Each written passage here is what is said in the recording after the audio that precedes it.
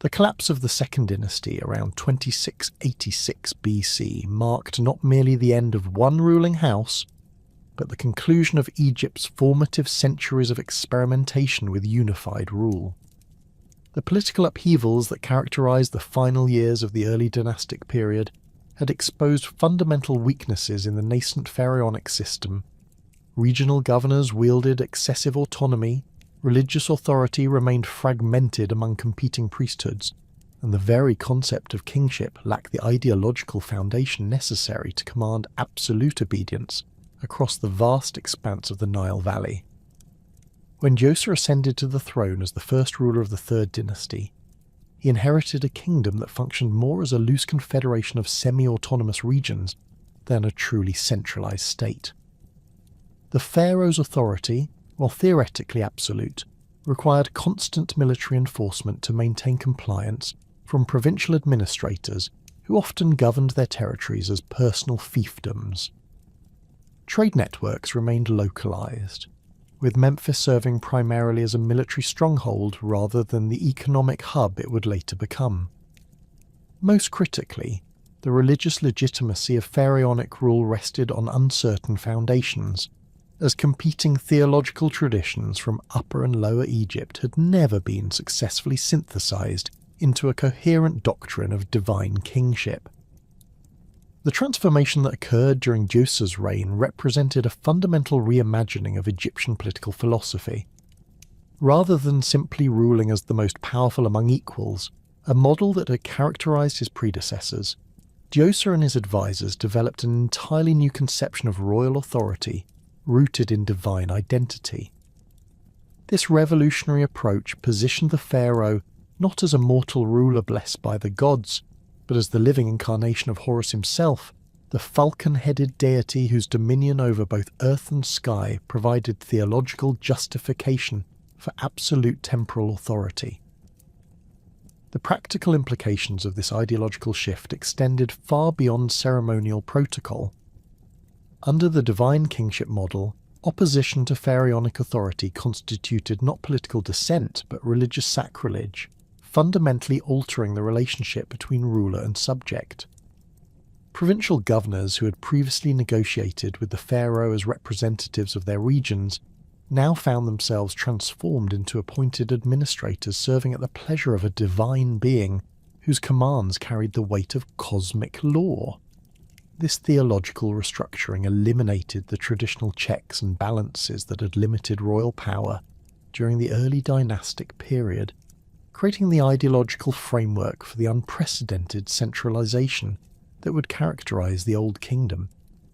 The architectural manifestation of this new divine kingship appeared most dramatically in Djoser's step pyramid complex at Saqqara, where the pharaoh's eternal residence was conceived not as a tomb but as a cosmic machine designed to facilitate his continued divine functions after death. The complex's unprecedented scale and sophistication reflected not merely royal megalomania, but a carefully calculated demonstration of the pharaoh's supernatural capabilities. The massive limestone blocks, precisely cut and fitted without mortar, seemed to defy the technological limitations of the age, while the complex's intricate internal passages and chambers suggested knowledge of cosmic mysteries unavailable to ordinary mortals. Imhotep, Djoser's chief architect and vizier, played a crucial role in translating the theoretical concept of divine kingship into tangible reality. His innovations in stone construction techniques allowed for the creation of monuments whose permanence and grandeur provided physical evidence of pharaonic divinity. The step pyramid's six-tiered structure, rising nearly 200 feet above the desert floor, created a visual landmark visible for miles across the Memphis region, serving as a constant reminder of royal power to both subjects and potential rivals. The surrounding complex, with its elaborate ceremonial courts and subsidiary buildings, provided venues for religious rituals that reinforced the pharaoh's divine status while demonstrating the resources at his disposal. The establishment of Memphis as the Old Kingdom's administrative capital represented a strategic masterstroke that, consolidated pharaonic control over both geographic regions and economic resources. The city's location at the apex of the Nile Delta provided unparalleled advantages for governing a kingdom that stretched from the Mediterranean coast to the first cataract at Aswan. From Memphis, royal administrators could monitor and control the critical junction where the river's single channel divided into the multiple branches that irrigated Lower Egypt's agricultural heartland. This geographic position allowed the pharaoh to regulate trade flowing north to Mediterranean markets while simultaneously controlling access to Upper Egypt's gold mines and quarries. The city's rapid expansion during the Third Dynasty reflected its growing importance as the kingdom's nerve centre.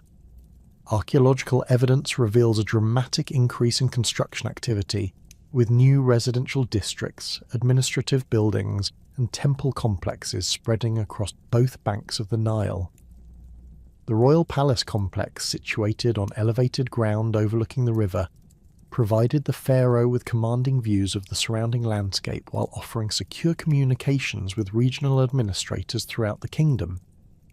Massive granaries constructed during this period could store sufficient grain to feed the capital's growing population during lean years, reducing Memphis's dependence on regional suppliers who might use food shortages as political leverage. The bureaucratic innovations introduced during the Third Dynasty established administrative structures that would govern Egypt for over 2 millennia. The creation of formal governmental departments, each headed by appointed officials responsible directly to the pharaoh, replaced the informal networks of personal loyalty that had characterized earlier administrations. The treasury, under the direction of a chancellor who ranked second only to the vizier in the governmental hierarchy, assumed a responsibility for collecting taxes, managing royal resources, and funding construction projects. The Department of Public Works coordinated massive infrastructure projects including irrigation systems, roads, and monuments, while the Department of Agriculture supervised the complex scheduling and resource allocation required for successful Nile flood management. The establishment of the nome system represented perhaps the most significant administrative innovation of the period. Egypt was divided into 42 nomes, 22 in Upper Egypt and 20 in Lower Egypt, each governed by a nomarch appointed by and answerable to the pharaoh. These administrative districts, based on natural geographic boundaries and traditional cultural divisions, provided manageable units for tax collection, judicial administration, and military recruitment. Unlike the hereditary provincial governors of earlier periods, nomarchs served at royal pleasure and could be transferred, promoted, or dismissed based on their performance and loyalty. Each nome maintained detailed records of agricultural production, population, and resources, creating an unprecedented database of information that allowed central planners to optimize resource allocation across the kingdom. Scribal schools established in major nome centers trained the literate bureaucrats necessary to maintain these records, while standardized accounting procedures ensured consistency in reporting methods. The resulting administrative apparatus provided pharaonic government with detailed knowledge of local conditions and resources that enabled more effective policy implementation and crisis response. The religious dimensions of nome administration reinforced the divine kingship ideology while providing additional mechanisms for royal control.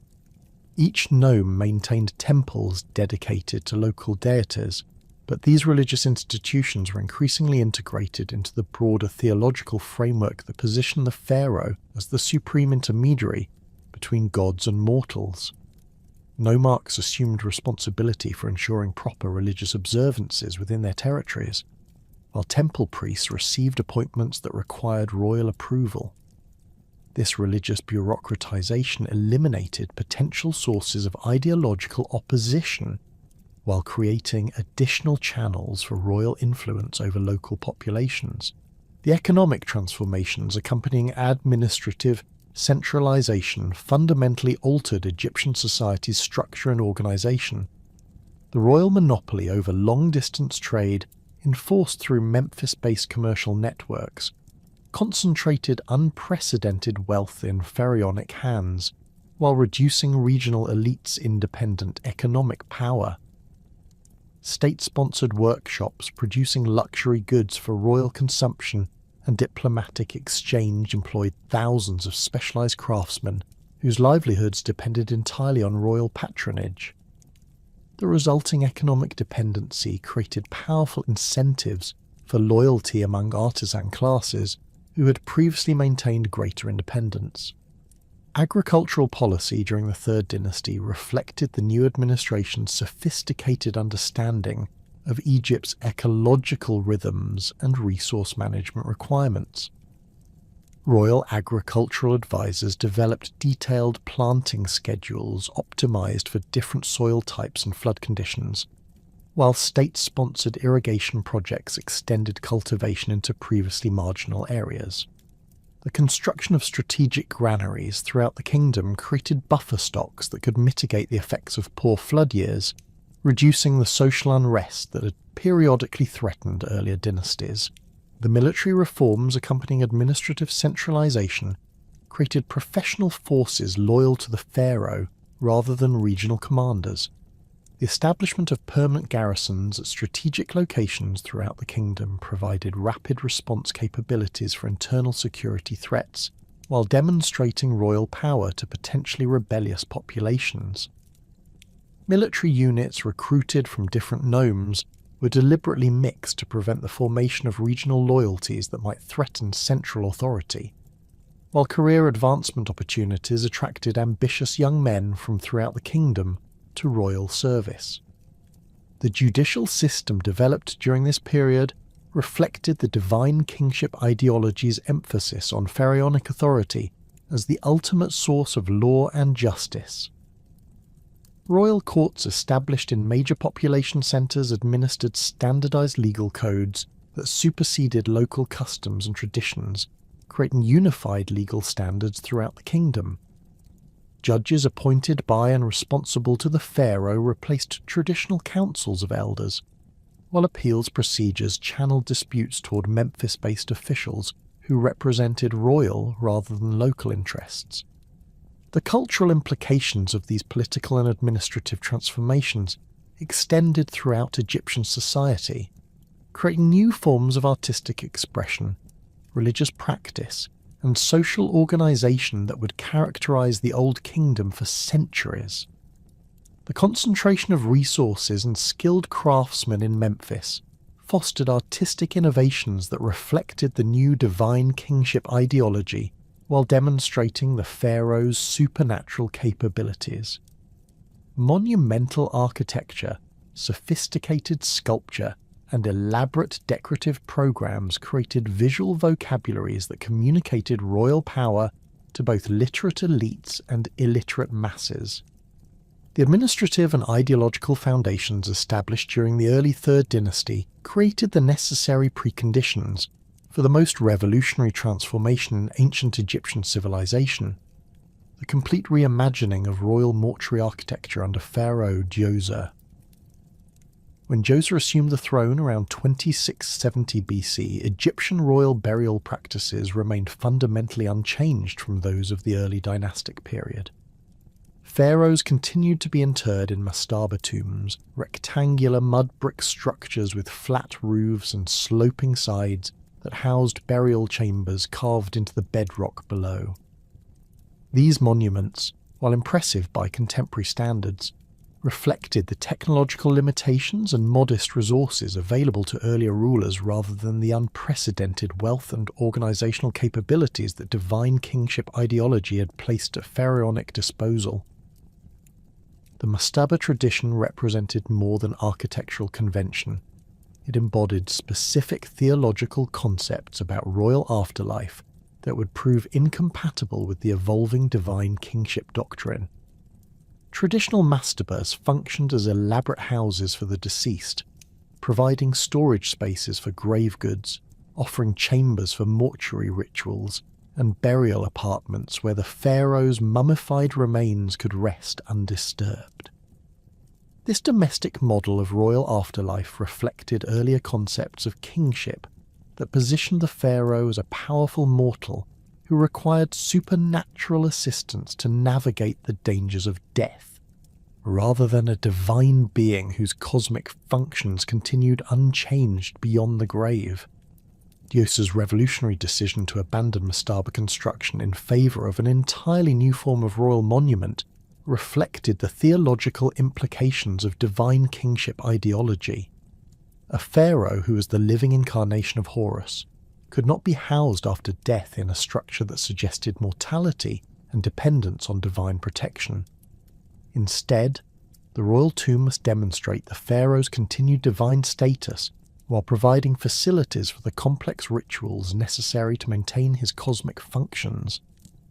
This theological requirement demanded architectural innovations that would challenge the technical capabilities of Egyptian craftsmen while creating monuments of unprecedented scale and sophistication.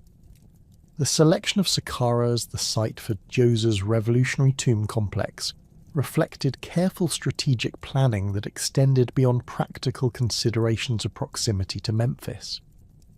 The elevated plateau overlooking the capital city provided an ideal location for a monument designed to serve as a visible symbol of royal power, while the site's limestone bedrock offered superior construction materials and stable foundations for massive stone structures. More importantly, Saqqara's position on the western bank of the Nile aligned with Egyptian religious traditions that associated the West with the realm of the dead, while its commanding views of the surrounding landscape reinforced the pharaoh's role as divine protector of the kingdom.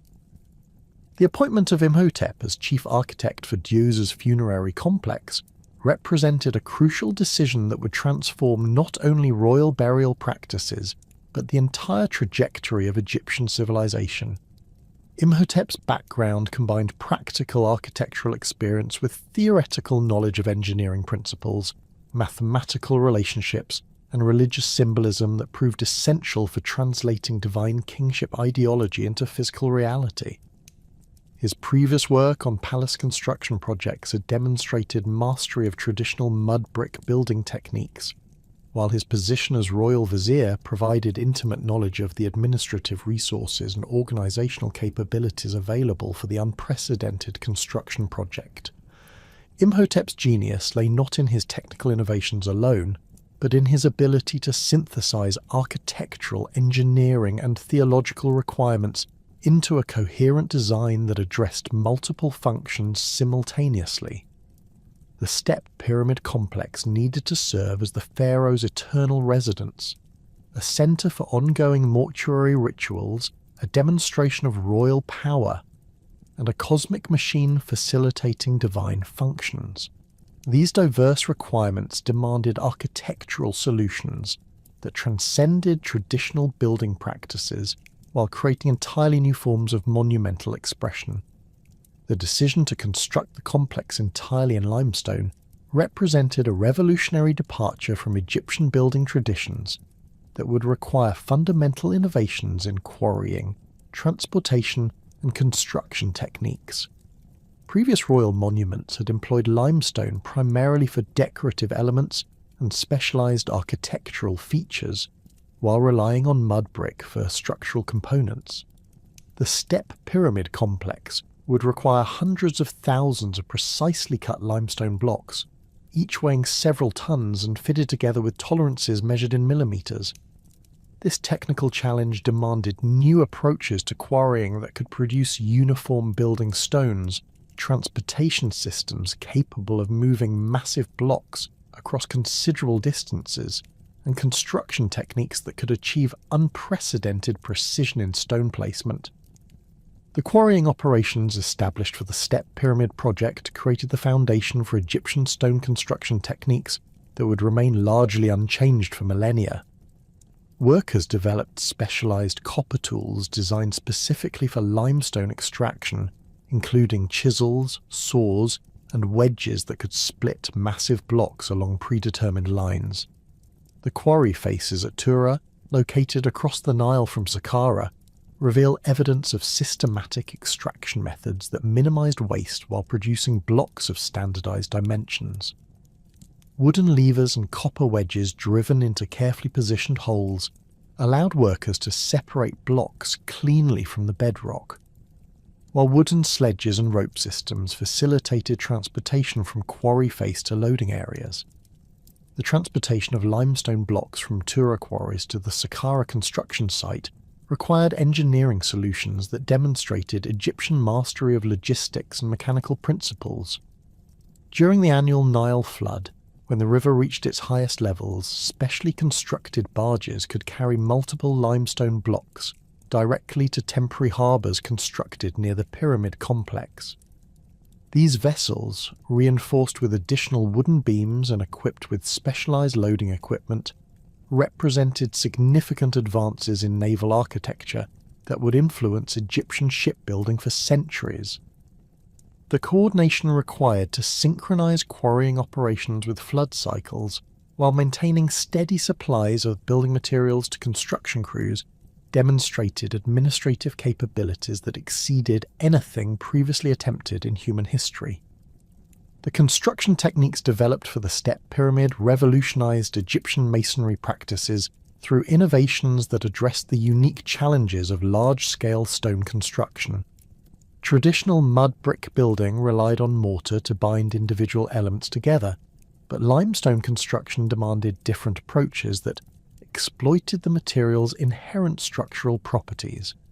Imhotep's architects developed dry stone construction methods that used precisely cut blocks fitted together without mortar, creating structures of unprecedented strength and durability. The accuracy required for this technique demanded new tools for measuring and cutting stone, including copper squares, plumb lines, and levelling instruments that could achieve tolerances impossible with earlier construction methods. The step pyramid's distinctive six-tiered profile emerged from practical construction considerations rather than predetermined aesthetic preferences. Imhotep's original design called for a traditional mastaba tomb, but the project's scope expanded repeatedly as Djoser's reign progressed, and additional resources became available. Each construction phase added height and complexity to the monument, with the final design reaching nearly 200 feet above the surrounding plateau. The stepped profile resulted from the practical difficulties of constructing vertical walls at such unprecedented heights. While the pyramid's square base provided optimal structural stability for the massive stone superstructure, the internal architecture of the step pyramid reflected the complex theological requirements of divine kingship, while demonstrating sophisticated understanding of structural engineering principles. The burial chamber, carved from solid granite and positioned deep beneath the pyramid's centre, was accessed through a vertical shaft that descended over 90 feet through limestone bedrock. This chamber's granite construction required transportation of massive stone blocks from quarries at Aswan, located over 500 miles south of Memphis, demonstrating the logistical capabilities and resource commitment that divine kingship ideology made available for royal projects. The pyramid's internal passage system created a three-dimensional maze designed to protect the pharaoh's burial, while providing access routes for mortuary priests responsible for ongoing ritual activities. These passages, lined with precisely fitted limestone blocks and decorated with carved reliefs depicting religious scenes, extended throughout the monument's interior and connected to subsidiary chambers that housed grave goods, ritual equipment and offerings. The complexity of this internal architecture required mathematical planning that demonstrated Egyptian mastery of geometric principles and spatial relationships. The step pyramid complex extended far beyond the central monument to encompass a vast ceremonial precinct that redefined concepts of royal mortuary architecture. The entire complex, surrounded by a limestone wall over 30 feet high and stretching more than a mile in perimeter, contained temples, courtyards, subsidiary tombs, and ceremonial buildings that provided venues for the elaborate rituals necessary to maintain the pharaoh's divine functions after death. This comprehensive approach to royal burial reflected the theological understanding that divine kingship required ongoing ritual support rather than simple interment of royal remains. The complex's architectural program incorporated sophisticated symbolic elements that communicated divine kingship ideology to both contemporary visitors and future generations. The entrance colonnade, featuring limestone columns carved to imitate bundled papyrus reeds, created a processional route that guided visitors through a series of architectural experiences designed to reinforce royal divine status. These columns, among the earliest known examples of stone architecture imitating organic forms, demonstrated the architect's ability to translate symbolic concepts into physical reality while creating new forms of architectural expression. The Hebsed court within the pyramid complex provided facilities for the ritual renewal ceremonies that confirmed the pharaoh's continued divine authority. This rectangular courtyard, flanked by dummy buildings representing the shrines of Upper and Lower Egypt, allowed for the performance of traditional ceremonies that had previously required travel to distant religious centres. The architectural recreation of these sacred spaces within the royal mortuary complex reinforced the pharaoh's role as supreme religious authority, while centralising important ritual functions under direct royal control. The religious significance of the step pyramid complex extended beyond its function as royal tomb to encompass its role as cosmic centre, linking earthly and divine realms. The pyramid's orientation aligned with cardinal directions and celestial phenomena, while its stepped profile created a symbolic stairway connecting earth and sky. This cosmic symbolism reflected sophisticated astronomical knowledge that allowed architects to incorporate celestial relationships into architectural design, creating monuments that functioned as three-dimensional representations of Egyptian religious cosmology.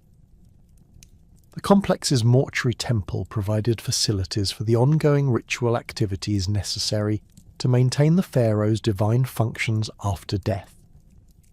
This building, constructed entirely of limestone and decorated with elaborate carved reliefs, contained offering chambers where priests could present daily offerings of food, drink, and incense to the deceased pharaoh. The temple's architectural program included false doors that allowed the pharaoh's spirit to receive offerings, while maintaining separation between the world of the living and the divine realm of the dead. The technological innovations developed for the Step Pyramid project established construction techniques and organizational methods that would influence Egyptian architecture for over 2 millennia. The precision stone-cutting methods, transportation systems, and construction techniques pioneered at Saqqara provided the foundation for the even more ambitious pyramid projects of the Fourth Dynasty. The administrative structures created to coordinate the massive workforce required for construction established precedents for organising large-scale public works projects that would characterise Egyptian government throughout the Old Kingdom period. The death of Joseph's successor Huni around 2613 BC marked the end of the Third Dynasty and the beginning of what would become the most architecturally ambitious period in human history. The accession of Sneferu to the throne inaugurated the Fourth Dynasty, bringing to power a ruler whose vision for royal mortuary architecture would surpass even Imhotep's revolutionary achievements at Saqqara. Where Joseph's step pyramid had demonstrated the possibilities of large-scale stone construction, Sneferu's reign would witness the development of true pyramid architecture through a series of experimental projects that pushed Egyptian engineering capabilities to their absolute limits. Sneferu inherited a kingdom whose administrative apparatus had been refined through nearly a century of divine kingship ideology, creating unprecedented organizational capabilities for massive construction projects. The Nome system established during the Third Dynasty now functioned with mechanical efficiency, channeling resources from throughout Egypt toward royal projects with minimal resistance from regional administrators. The bureaucratic structures developed at Memphis had evolved into sophisticated planning organizations, capable of coordinating complex logistics across vast distances and extended time periods. Most importantly, the technological innovations pioneered at Saqqara had trained a generation of master craftsmen whose expertise in stone construction would prove essential for the architectural experiments that would define Sneferu's reign. The pharaoh's decision to abandon Saqqara in favour of Dashur for his pyramid complex reflected both practical considerations and ideological motivations that demonstrated the continuing evolution of divine kingship concepts. Dashur's location, approximately 20 miles south of Memphis, provided access to high-quality limestone quarries while offering sufficient space for the massive construction projects that Sneferu envisioned. The site's elevated position overlooking the Nile Valley created ideal conditions for monuments designed to serve as visible symbols of royal power, while its distance from the capital eliminated potential disruptions to ongoing governmental activities during the lengthy construction process. Sneferu's first pyramid at Dashur, known today as the Bent Pyramid, represented an ambitious attempt to create a true pyramid structure that would surpass the step pyramid's architectural achievements. The monument's original design called for smooth-sided walls rising at an angle of approximately 54 degrees, creating a geometric form that would demonstrate mathematical precision while achieving unprecedented height. The construction began with confidence, using limestone blocks of exceptional quality fitted together with the dry stone techniques perfected at Saqqara. Workers quarried massive foundation stones from local deposits, while specialised crews transported facing stones from the Tura quarries across the Nile. The Bent Pyramid's distinctive profile resulted from engineering challenges that forced fundamental modifications to the original design during construction. As the monument approached its planned height, structural problems became apparent in the form of stress fractures appearing in the internal passages and chambers. The weight of the massive stone superstructure, combined with the steep angle of the pyramid's sides, created forces that exceeded the structural capabilities of the internal architecture. Rather than abandoning the project, Sneferu's architects implemented an innovative solution that reduced the pyramid's upper angle to approximately 43 degrees, creating the distinctive bent profile that gives the monument its modern name. The internal architecture of the Bent Pyramid demonstrated significant advances in engineering sophistication compared to earlier monuments. The burial chamber, constructed entirely of limestone blocks fitted together without mortar, featured a corbelled ceiling that distributed the weight of the superstructure across the chamber's walls, rather than concentrating stress on central support elements. This architectural innovation required precise mathematical calculations to determine the optimal angle for each course of stones, while the construction demanded unprecedented accuracy in stone cutting and placement.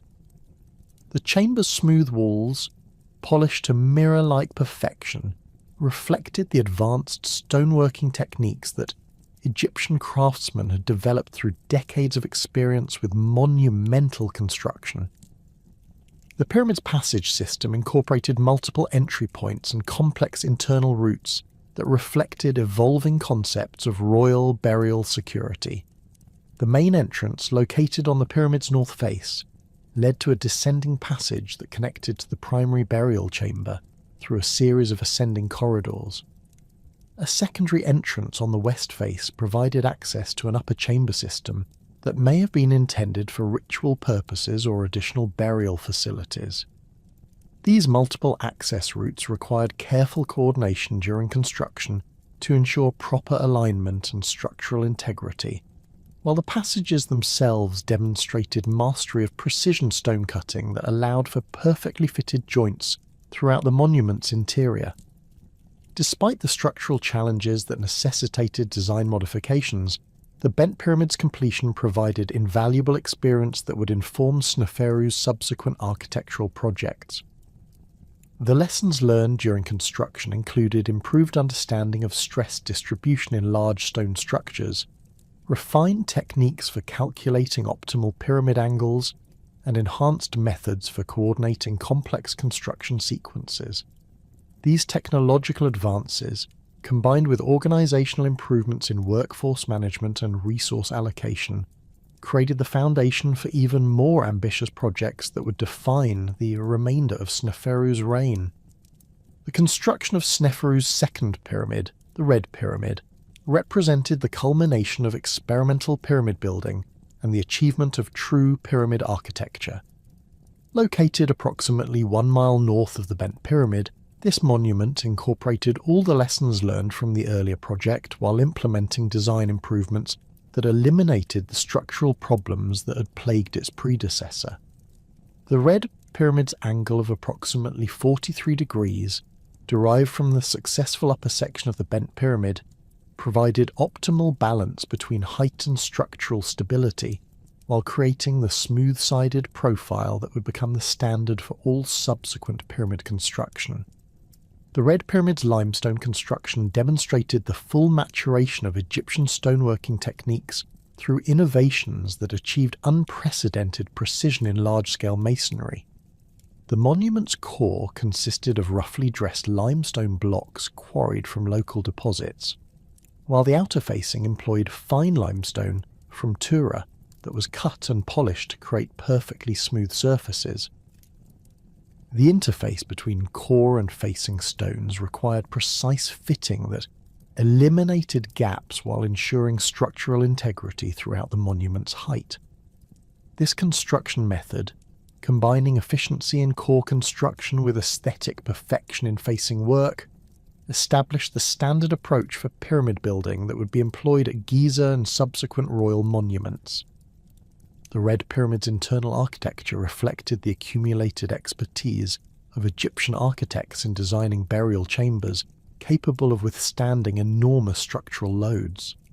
The 3 chambers within the monument featured corbelled ceilings constructed with mathematical precision, while the connecting passages maintained perfect alignment despite the complex geometric relationships involved in their layout. The burial chamber, positioned deep within the pyramid's core, was accessed through a descending passage that extended over 200 feet from the entrance to the chamber floor. This extended approach provided additional security for royal burial while demonstrating the architect's ability to maintain precise alignment over considerable distances. The completion of the Red Pyramid around 2605 BC established Sneferu as the most prolific pyramid builder in Egyptian history, with a combined stone volume in his monuments exceeding that of his more famous successor, Khufu. The technological innovations and organizational methods developed during Sneferu's reign created the foundation for the architectural achievements of the Giza complex, while the trained workforce and refined construction techniques would prove essential for the even more ambitious projects that would follow. The pharaoh's pyramid building activities also established precedents for royal construction projects that would influence Egyptian architecture for centuries, creating expectations for pharaonic monuments that would drive continued innovations in engineering and construction. Khufu's accession to the throne around 2589 BC brought to power a ruler whose vision for royal architecture would surpass even his father's remarkable achievements. The new pharaoh's decision to relocate royal pyramid construction to Giza reflected both practical considerations and symbolic motivations that demonstrated the continuing evolution of divine kingship ideology. Giza's limestone plateau provided ideal conditions for massive construction projects, with high-quality building stone available directly at the construction site and elevated terrain that offered commanding views of the surrounding landscape. The location's proximity to Memphis facilitated transportation of workers and materials while maintaining convenient access to the administrative apparatus necessary for coordinating complex construction projects. The Great Pyramid of Khufu represented the ultimate expression of 4th Dynasty architectural ambition through a monument whose scale and precision would never be equalled in ancient Egyptian construction. The pyramid's base covered over 13 acres, with sides measuring approximately 756 feet in length and achieving accuracy within mere inches of perfect square geometry. The monument's height of 481 feet created a structure visible from vast distances across the Nile Valley. while its smooth limestone facing, polished to brilliant white perfection, reflected sunlight with an intensity that made the pyramid appear to glow against the desert landscape. The Great Pyramid's construction required organizational capabilities that exceeded anything previously attempted in human civilization. Conservative estimates suggest that the monument contains over 2.3 million limestone blocks, with individual stones weighing between 2.5 and 15 tons. The quarrying, transportation and placement of this massive quantity of stone demanded coordination of thousands of workers over a construction period spanning approximately 2 decades. The logistics involved in supplying food, water and tools to this enormous workforce, while maintaining the precision necessary for accurate stone placement, created administrative challenges that pushed Egyptian governmental capabilities to their absolute limits. The pyramid's internal architecture demonstrated engineering sophistication that reflected centuries of accumulated experience in stone construction, combined with innovative solutions to unprecedented structural challenges. The Grand Gallery, ascending at an angle of 26 degrees through the pyramid's interior, featured a corbelled ceiling that rose to a height of 28 feet, while maintaining perfect structural stability under the enormous weight of the superstructure above. This architectural masterpiece required precise mathematical calculations to determine optimal stone placement, while the construction demanded stone-cutting accuracy measured in fractions of inches to achieve proper fit and alignment. The King's Chamber, positioned near the pyramid's centre and constructed entirely of red granite transported from quarries at Aswan over 500 miles to the south, represented the ultimate achievement in Egyptian precision masonry. The chamber's walls, floor and ceiling were cut from massive granite blocks fitted together with tolerances so precise that knife blades cannot be inserted between adjacent stones. The chamber's flat ceiling, composed of 9 granite beams each weighing over 50 tons, demonstrated mastery of structural engineering that allowed for the creation of large interior spaces within massive stone monuments. The transportation of these enormous granite elements from distant quarries to the Giza construction site required engineering solutions that pushed Egyptian logistical capabilities to their absolute limits. The pyramid's passage system incorporated multiple chambers and corridors that reflected sophisticated understanding of structural engineering combined with complex theological requirements for royal burial. The descending passage, cut through solid bedrock and lined with precision-fitted limestone blocks, extended over 300 feet from the pyramid's entrance to an unfinished chamber deep beneath the monument. The ascending passage, sealed with massive granite plugs after the pharaoh's burial, led to the Grand Gallery and ultimately to the King's Chamber through a series of architectural spaces that demonstrated unprecedented sophistication in 3-dimensional design.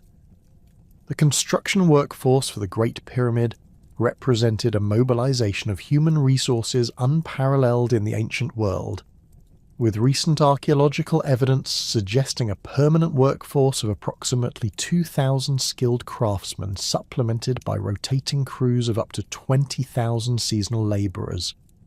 These workers were housed in purpose-built settlements adjacent to the construction site, complete with bakeries, breweries and medical facilities that provided comprehensive support for the massive workforce. The organisation required to feed, house and coordinate this enormous labour force demonstrated administrative capabilities that reflected the full maturation of Egyptian governmental systems developed over centuries of divine kingship.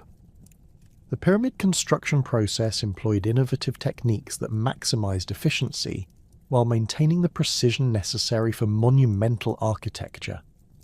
Ramps constructed of limestone chips and mud brick provided access routes for moving massive stone blocks to increasing heights as construction progressed, while specialised teams of workers developed expertise in specific aspects of pyramid building, including quarrying, transportation, stone cutting and placement.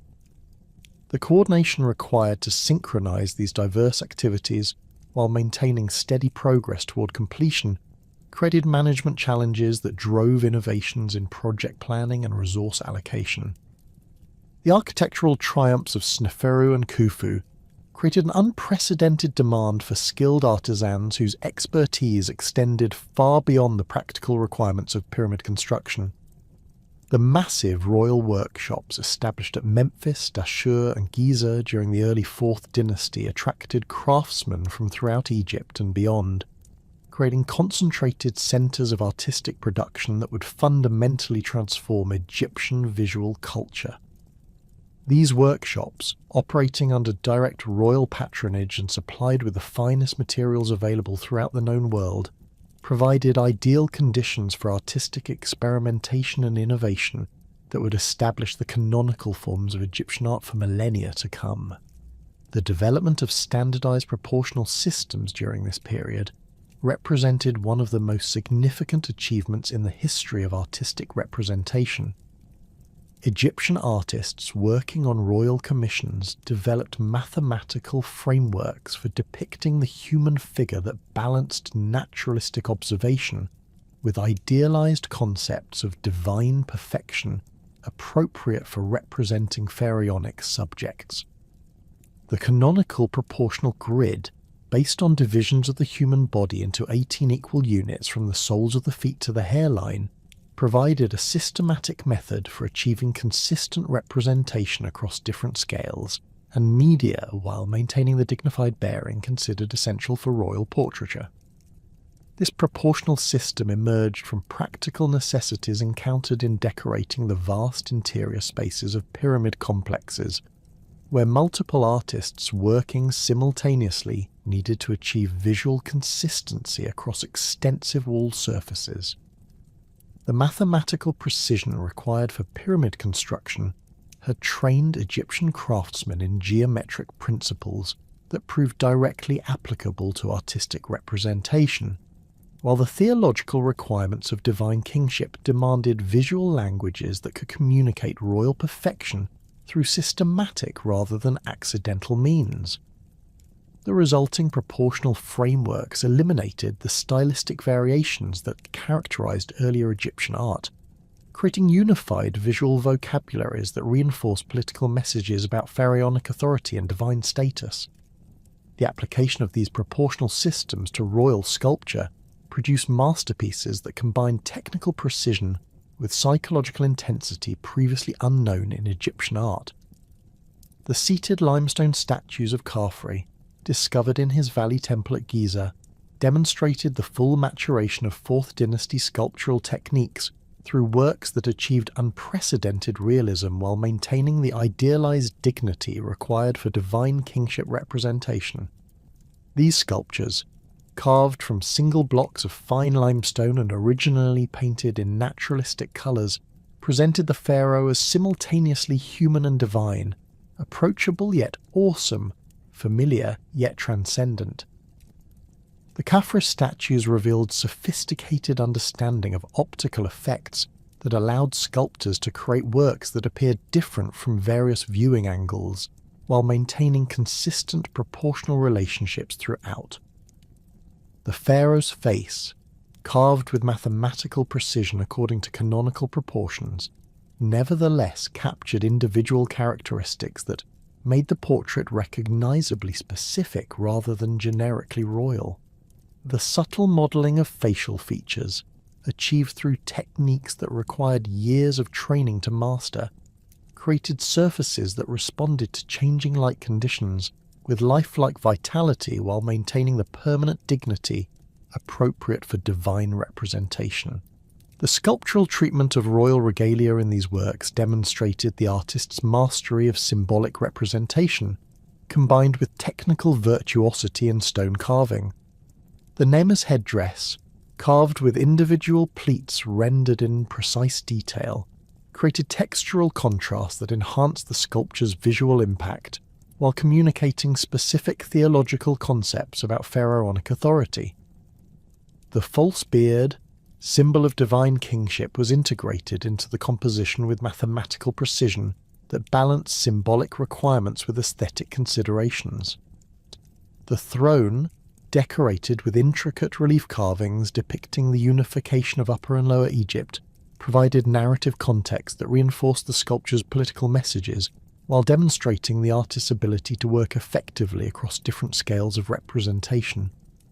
The Great Sphinx, carved from a single outcropping of limestone during Khafre's reign, represented the ultimate fusion of architectural ambition with sculptural achievement that characterized 4th Dynasty artistic production. This colossal monument, measuring over 240 feet in length and rising 66 feet above the surrounding plateau, combined the pharaoh's human head with a lion's body to create a visual metaphor for royal power that transcended conventional artistic categories. The Sphinx's scale required innovative approaches to sculptural composition that could maintain visual coherence across vast dimensions while preserving the detailed craftsmanship necessary for effective royal representation. The technical challenges involved in carving the Sphinx pushed Egyptian sculptural techniques to unprecedented levels of sophistication. The monument's head, proportioned according to canonical standards despite its enormous scale, required precise mathematical scaling that maintained proper relationships between facial features while achieving the monumental impact appropriate for a work visible from great distances. The body, carved to suggest the powerful musculature of a resting lion, demonstrated anatomical knowledge that combined careful observation of natural forms with idealized concepts of strength and majesty appropriate for royal symbolism. The Sphinx's integration into the broader landscape of the Giza complex revealed sophisticated understanding of environmental design that treated individual monuments as components of larger artistic compositions. The sculpture's position, aligned with the causeway connecting Khafre's pyramid to his valley temple, created visual relationships that enhanced both monuments while establishing sightlines that guided visitors through carefully orchestrated architectural experiences. The Sphinx's gaze, directed toward the eastern horizon where the sun rose each dawn, incorporated astronomical symbolism that reinforced theological concepts about pharaonic divinity while creating temporal dimensions that connected the monument to cosmic cycles. The development of relief carving techniques during the 4th Dynasty established artistic standards that would influence Egyptian decorative programs for over 2 millennia. The limestone reliefs decorating pyramid temples and mastaba tombs achieved unprecedented refinement in both technical execution and compositional sophistication, creating narrative programs that combined religious instruction with aesthetic pleasure in ways that served multiple functions simultaneously. These relief programs employed the standardized proportional systems developed for sculpture while adapting those frameworks to the specific requirements of architectural decoration. The relief carvings in Khufu's satellite pyramids demonstrated the full maturation of 4th Dynasty decorative techniques through works that achieved extraordinary delicacy while maintaining the clarity necessary for effective visual communication. Individual figures, carved in low relief with surface modelling so subtle that it seemed to emerge naturally from the stone, were arranged in complex compositions that told coherent stories while maintaining perfect balance and proportion throughout. The hierarchical scaling employed in these compositions, where royal figures appeared larger than their attendants, according to systematic proportional relationships, created visual hierarchies that reinforced political messages while achieving aesthetic effects of remarkable sophistication. The standardization of hieroglyphic writing during this period represented achievements in linguistic systematization that paralleled developments in visual art while serving similar functions in communicating royal ideology. The royal scribal schools established at Memphis during the early 4th Dynasty developed standardized forms for hieroglyphic signs that eliminated regional variations while establishing consistent relationships between written symbols and their phonetic or ideographic meanings. These standardized writing systems enabled the production of the religious and administrative texts that could be understood consistently throughout the kingdom, creating unified literary cultures that reinforced political centralization. The religious texts produced during this period established theological frameworks that would influence Egyptian religious thought for millennia, while providing literary foundations for the divine kingship ideology that justified pharaonic authority. The pyramid texts, although not inscribed until the 5th dynasty, drew upon religious traditions that were systematized and codified during the 4th dynasty through the efforts of royal scribes working under direct pharaonic patronage. These texts combined ancient religious traditions with contemporary theological innovations that positioned the pharaoh as the central figure in cosmic dramas involving the creation, maintenance, and renewal of universal order. The administrative documents produced by 4th dynasty scribal schools revealed sophisticated approaches to record keeping that enabled the complex logistical coordination required for massive construction projects while creating precedents for governmental documentation that would characterize Egyptian administration throughout the Old Kingdom. Tax records, workforce rosters, and resource inventories were maintained with mathematical precision that reflected the same attention to systematic organization that characterized contemporary artistic production. These documents, written on papyrus using standardized scribal hands and conventional formatting, created archives that preserved detailed information about 4th dynasty society, while demonstrating the administrative sophistication that made possible the period's remarkable achievements. The development of sophisticated craftsmanship in luxury goods during the 4th dynasty reflected the unprecedented wealth concentrated in royal hands through the administrative systems perfected during the early Old Kingdom. Royal workshops producing jewellery, furniture, and decorative objects employed the finest materials available throughout the ancient world, including gold from Nubian mines, silver from Anatolian sources, lapis lazuli from Afghanistan, and cedarwood from Lebanese forests. The concentration of these exotic materials in Memphis-based workshops created opportunities for artistic experimentation that combined traditional Egyptian techniques with foreign influences in ways that expanded the vocabulary of Egyptian decorative arts. The jewellery discovered in 4th dynasty royal burials demonstrated technical mastery that achieved effects of extraordinary delicacy, while maintaining the symbolic clarity necessary for effective royal regalia. Goldworking techniques developed during this period included granulation, filigree, and cloisonne methods that created surface textures and colour combinations previously unknown in Egyptian metalwork. The famous gold jewellery of Queen Hetepheres, Khufu's mother, revealed sophisticated understanding of optical effects that allowed craftsmen to create pieces that appeared different under various lighting conditions, while maintaining consistent symbolic messages about royal status and divine protection. The furniture produced for 4th dynasty royal burials combined functional requirements with aesthetic considerations in ways that created new categories of decorative art.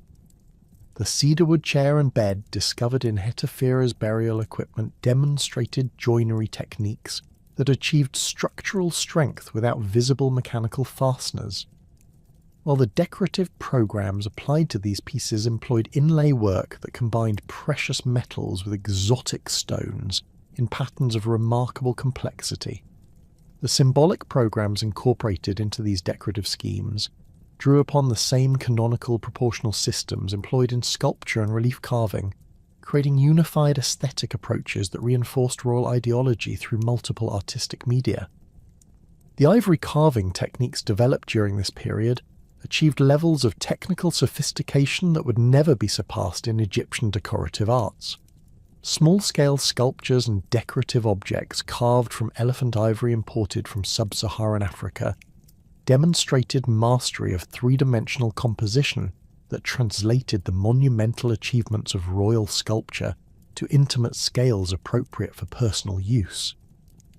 These ivory works, often incorporating gold inlay and precious stone details, created luxury objects that combined practical functions with aesthetic refinement in ways that reflected the sophisticated material culture of 4th dynasty royal courts. The textile production during the 4th dynasty, although poorly preserved in the archaeological record, can be reconstructed through artistic representations that reveal sophisticated approaches to fabric design and clothing construction.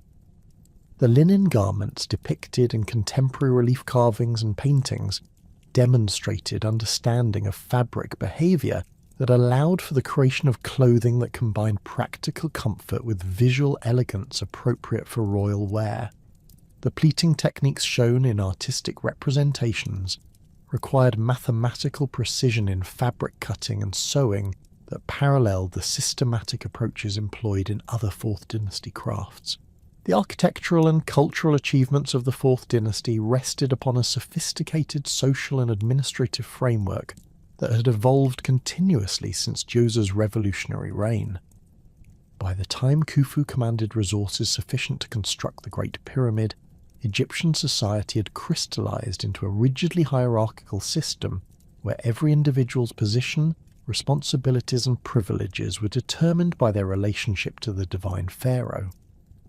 This social structure, while appearing static to modern observers, represented a dynamic equilibrium that balanced competing interests while channeling the kingdom's human and material resources toward the massive projects that defined Old Kingdom civilization. At the apex of this social pyramid stood the pharaoh, whose divine status placed him entirely outside the normal categories of human society. The king was not merely the most powerful among Egyptian nobles, but existed as a living god, whose every action carried cosmic significance. This theological position required elaborate protocols that governed every aspect of royal behaviour, from the formal ceremonies that mark the pharaoh's daily routine to the complex rituals that surrounded royal audiences and public appearances. The pharaoh's physical person was considered sacred, with direct contact restricted to a small circle of purified officials who had undergone specific religious preparations. Even the king's clothing, food, and personal possessions were imbued with divine qualities that required specialized handling by priests and servants trained in the proper procedures for maintaining ritual purity. The practical implications of divine kingship extended throughout the governmental apparatus, where royal commands carried the authority of divine decree rather than mere political directives.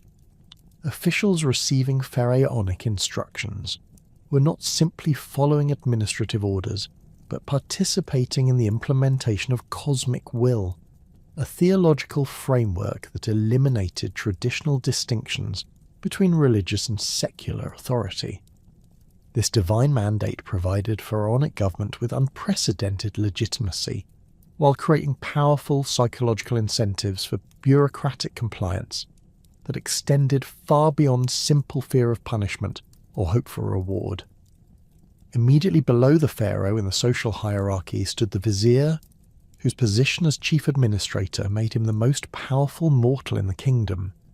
The vizier's responsibilities encompassed virtually every aspect of governmental activity, from overseeing tax collection and judicial proceedings to coordinating military campaigns and supervising major construction projects. This concentration of authority in a single office reflected the Old Kingdom's emphasis on centralized administration, while providing the pharaoh with a trusted deputy capable of implementing royal policies across the kingdom's vast territories. The vizier's appointment remained entirely at royal discretion, with incumbents serving at pharaonic pleasure and subject to immediate dismissal for any failure to maintain absolute loyalty. The vizier's daily routine, preserved in administrative texts from the 5th and 6th dynasties, reveals the extraordinary scope of responsibilities that characterized this crucial position. Each morning began with a formal audience where the vizier received reports from department heads responsible for taxation, justice, public works, and military affairs. These reports, submitted in standardized formats that facilitated rapid review, provided comprehensive information about conditions throughout the kingdom, while identifying issues requiring immediate attention. The vizier's responses to these reports, recorded by scribal assistants and distributed to appropriate officials, created a paper trail that enabled systematic monitoring of governmental performance while ensuring accountability for policy implementation. The vizier's judicial responsibilities required expertise in Egyptian law that combined knowledge of traditional customs with understanding of royal decrees that modified or superseded local practices. Major legal cases, particularly those involving property disputes between temples or conflicts between nome administrators, required vizierial intervention to ensure consistent application of royal policy. The vizier's court, located within the royal palace complex at Memphis, served as the kingdom's supreme judicial authority, with decisions carrying the full weight of pharaonic approval. Appeals to the vizier's court followed established procedures that balanced access to justice with protection against frivolous litigation that might overwhelm the governmental apparatus. Beneath the vizier, the Old Kingdom's administrative structure divided into specialized departments that reflected the complex requirements of governing a large territorial state with diverse economic and social systems. The Treasury, headed by a chancellor who ranked among the kingdom's most senior officials, assumed responsibility for collecting taxes, managing royal resources, and funding governmental operations. The Treasury's organization revealed sophisticated understanding of fiscal management that enabled long-term planning for major projects while maintaining sufficient reserves to address emergencies and seasonal variations in revenue. Tax collection procedures standardized throughout the kingdom employed assessment methods based on agricultural productivity, craft production, and commercial activity that created equitable systems while maximizing governmental income. The Department of Public Works coordinated the massive infrastructure projects that characterized Old Kingdom civilization, from pyramid construction and temple building to irrigation system maintenance and road construction. This department's responsibilities required expertise in engineering, logistics, and project management that combined technical knowledge with administrative skills. The coordination of materials, workforce, and transportation for major construction projects demanded systematic planning that extended years into the future while maintaining flexibility to address unexpected challenges or changing priorities. The department's records reveal sophisticated approaches to resource allocation that optimized efficiency while ensuring quality standards appropriate for royal projects. The Department of Agriculture supervised the complex systems of land management, irrigation, and crop production that provided the economic foundation for Old Kingdom prosperity. This department's officials maintained detailed records of land ownership, cultivation patterns, and harvest yields that enabled central planners to optimize agricultural productivity while ensuring adequate food supplies for the kingdom's growing population. The coordination required for successful Nile flood management involved thousands of workers throughout the kingdom, with timing and resource allocation decisions made months in advance based on careful observation of river conditions and weather patterns. The nome system, refined continuously throughout the Old Kingdom period, provided the administrative framework that connected central government with local populations while maintaining royal control over regional resources and activities. Each nome's administration replicated the departmental structure of the central government on a smaller scale, with local officials responsible for taxation, justice, public works, and agricultural management within their territories. The nomarch, appointed by and answerable to the pharaoh, served as the royal representative while maintaining detailed knowledge of local conditions and customs that informed policy implementation. Nome administration required delicate balance between central authority and local autonomy that reflected the practical challenges of governing diverse regions with different economic systems, cultural traditions, and geographic conditions. Nomarchs needed sufficient authority to address local issues effectively, while remaining subordinate to Memphis-based officials who coordinated kingdom-wide policies. The selection of nomarchs reflected royal attention to both administrative competence and political loyalty, with appointments often going to individuals whose family backgrounds and personal connections ensured reliable service to pharaonic interests. The social structure beneath the administrative elite reflected Egypt's agricultural economy while accommodating the specialized crafts and commercial activities that supported royal projects and international trade. The scribal class, whose literacy skills made them indispensable for governmental and religious functions, occupied positions of considerable prestige and economic security despite their non-noble origins. Scribal schools, established in major administrative centres throughout the kingdom, provided education that combined technical training in writing and mathematics with instruction in law, religion, and governmental procedures. Graduates of these schools found employment in nome administrations, temple bureaucracies, and royal workshops where their skills commanded respect and provided opportunities for social advancement. The craftsmen responsible for producing the luxury goods and architectural elements that characterized Old Kingdom material culture formed specialized guilds that maintained technical standards while protecting trade secrets and economic interests. Master craftsmen working on royal projects enjoyed high social status and economic privileges that reflected the value placed on their expertise, while apprentice systems ensured the transmission of technical knowledge across generations. The concentration of skilled craftsmen in Memphis and other major centres created communities of specialists whose interactions fostered innovation while maintaining the quality standards required for royal commissions.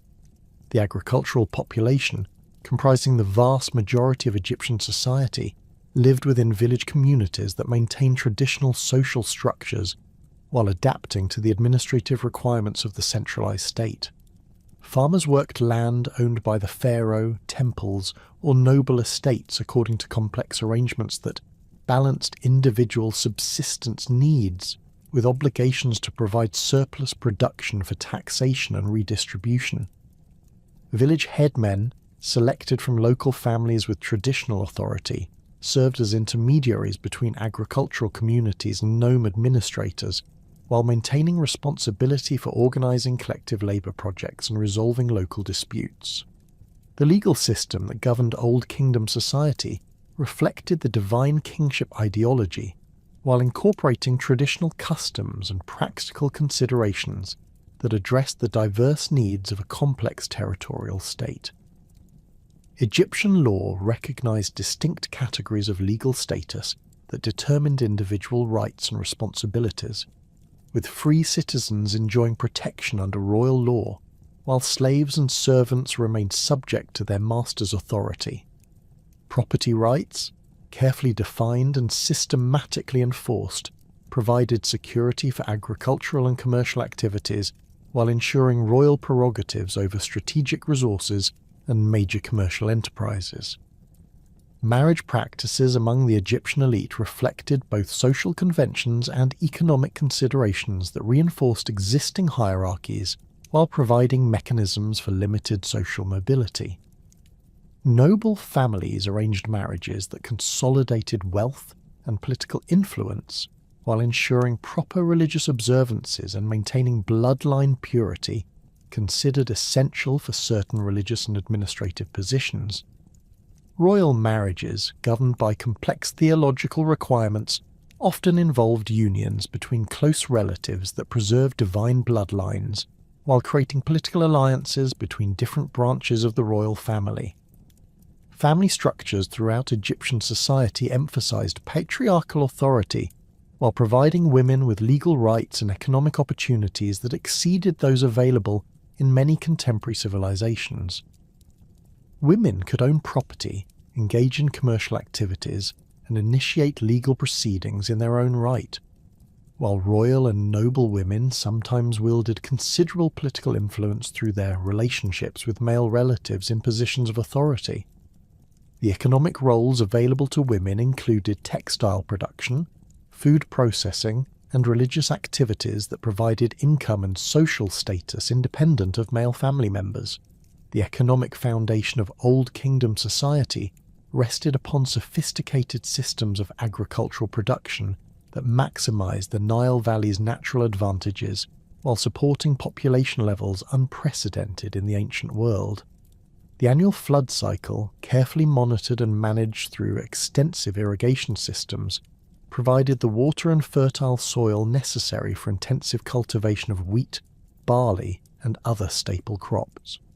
Agricultural techniques, refined through centuries of experimentation, achieved yields that supported not only the farming population, but also the substantial non-agricultural workforce required for governmental administration, military service, and specialized craft production. Trade networks extending throughout the ancient Near East and into sub-Saharan Africa provided access to exotic materials and luxury goods that enhanced royal prestige while supplying raw materials for Egyptian craft production.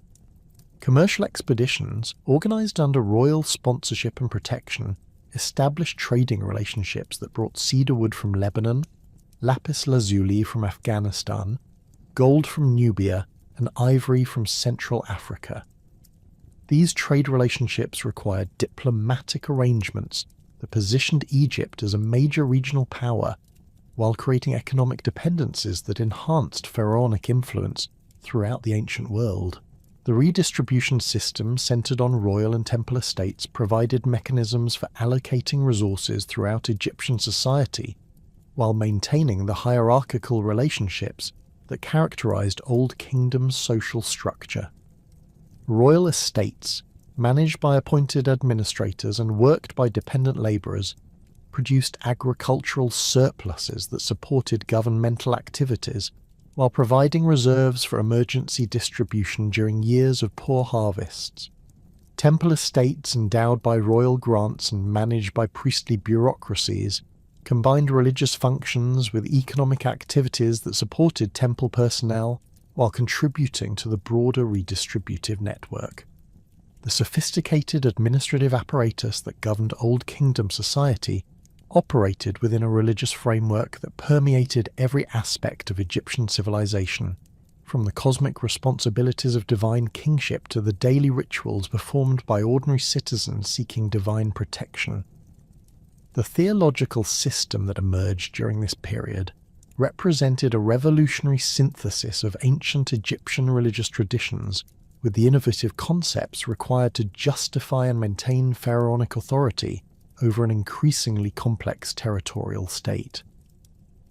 This religious evolution paralleled the administrative and architectural developments that characterized the Old Kingdom, creating unified ideological foundations that supported the unprecedented social and political achievements of the period. The elevation of Ra, the sun god of Heliopolis, to supreme position within the Egyptian pantheon reflected both theological sophistication and political calculation that demonstrated the Old Kingdom's systematic approach to religious organization. Ra's identification with the daily solar cycle provided a cosmic framework that explained the pharaoh's divine authority through natural phenomena observable throughout the kingdom, while the god's association with creation myths positioned royal power within universal narratives that transcended local traditions and regional variations. The theological elaboration of Ra's characteristics during the 4th and 5th dynasties created a comprehensive religious system that integrated solar worship with traditional Egyptian deities through complex mythological relationships that satisfied both intellectual requirements and popular religious sensibilities. The Heliopolitan cosmogony, centered on Ra's role as creator deity, provided theological justification for pharaonic authority that extended beyond simple political convenience to encompass sophisticated philosophical concepts about the nature of divine power and cosmic order. According to this creation myth, Ra emerged from the primordial waters of Nun through an act of self-generation that established the fundamental principles governing universal existence. The god's subsequent creation of other deities through various means, speaking them into existence, spitting them forth, or generating them through intimate union, created a divine hierarchy that paralleled and justified the social stratification of Egyptian society.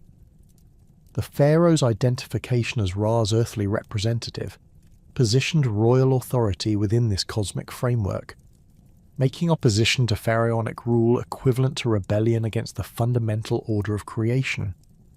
The integration of solar theology with traditional Egyptian religious practices required sophisticated theological work that balanced innovation with respect for ancient traditions that commanded popular loyalty throughout the kingdom. The priests of Heliopolis, working under royal patronage and protection, developed complex mythological narratives that incorporated local deities into the solar system without eliminating their individual characteristics or regional significance. Ptah of Memphis, for example, was identified as Ra's creative aspect, while Thoth of Hermopolis became the solar god's scribe and messenger. These theological syntheses maintained local religious traditions while establishing Ra's supremacy, creating unified religious systems that supported political centralization without alienating regional populations attached to traditional deities. The development of solar bark mythology during the 5th dynasty provided detailed theological explanations for the pharaoh's post-mortem existence that reflected sophisticated astronomical observation combined with complex religious symbolism. According to these beliefs, Ra travelled across the sky each day in a solar boat, accompanied by various deities who protected the sun god from the forces of chaos that threatened cosmic order. During the night, Ra's bark descended into the underworld, where the god battled the serpent Apophis and other enemies of creation before emerging victorious at dawn to begin another daily cycle. The pharaoh's identification with Ra enabled royal participation in this cosmic drama, ensuring the king's continued divine functions after death, while providing theological justification for the elaborate mortuary preparations required to facilitate royal afterlife. The astronomical precision required for solar theology encouraged systematic observation of celestial phenomena that advanced Egyptian mathematical and scientific knowledge, while providing practical tools for religious and administrative activities. Temple astronomers, working under royal sponsorship, developed sophisticated methods for tracking solar movements, lunar cycles, and stellar positions that enabled accurate calendar systems and precise architectural orientation for religious buildings. The alignment of pyramid complexes with cardinal directions and specific stars reflected this astronomical expertise, while demonstrating the integration of scientific knowledge with religious symbolism that characterized Old Kingdom intellectual achievements.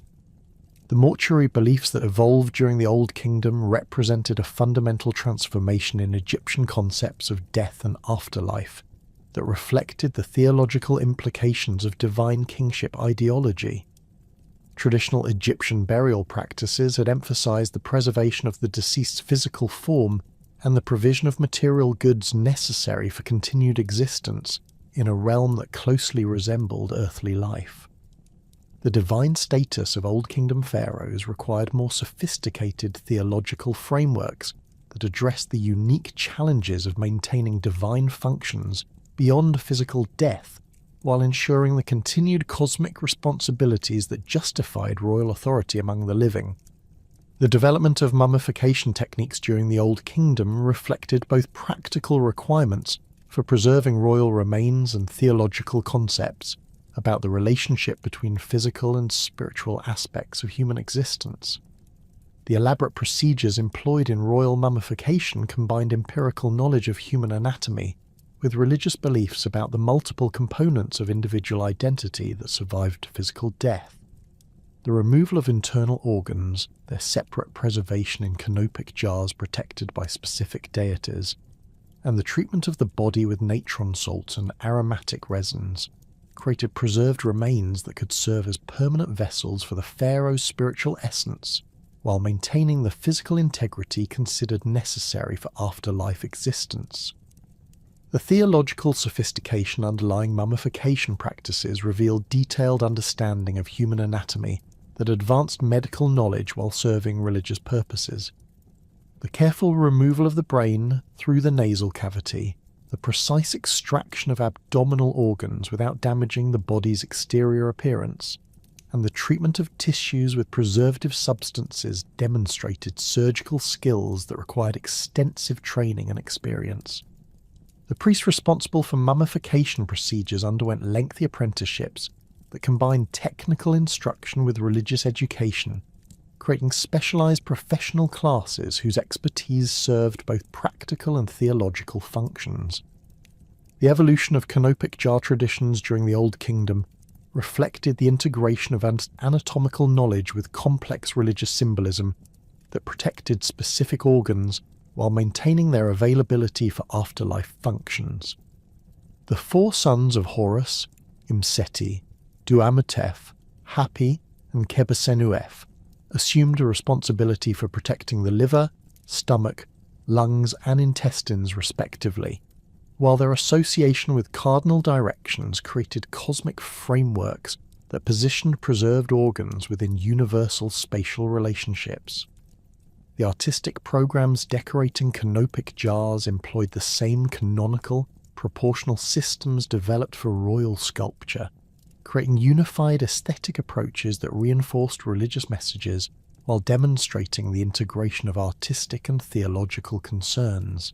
The concept of the afterlife journey through the Duat, the Egyptian underworld, provided comprehensive theological frameworks for understanding post-mortem existence that addressed both royal and non-royal concerns, while maintaining appropriate distinctions between divine and mortal afterlife experiences.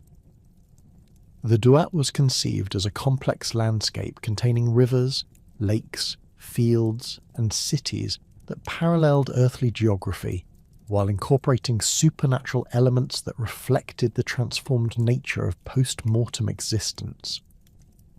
The deceased's navigation through this landscape required extensive preparation, including knowledge of proper spells, possession of appropriate equipment, and completion of ritual procedures that ensured safe passage through dangerous regions populated by hostile deities and supernatural creatures.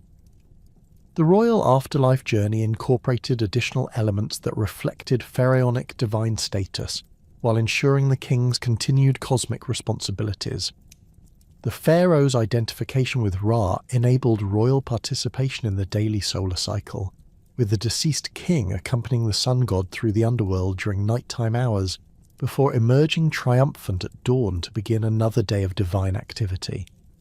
This theological framework maintained royal authority beyond physical death while providing cosmic justification for the elaborate mortuary preparations required to facilitate pharaonic afterlife functions. The pyramid texts, inscribed in the burial chambers of 5th and 6th dynasty pyramids, represented the earliest known religious literature and provided detailed insights into Old Kingdom theological concepts and funerary rituals.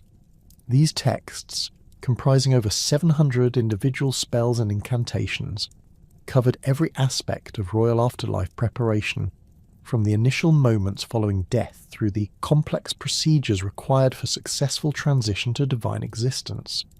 The spells addressed practical concerns such as the preservation of the royal body, the provision of food and drink for afterlife sustenance, and the protection of the deceased from supernatural dangers, while also incorporating sophisticated theological concepts about the nature of divine existence and cosmic order.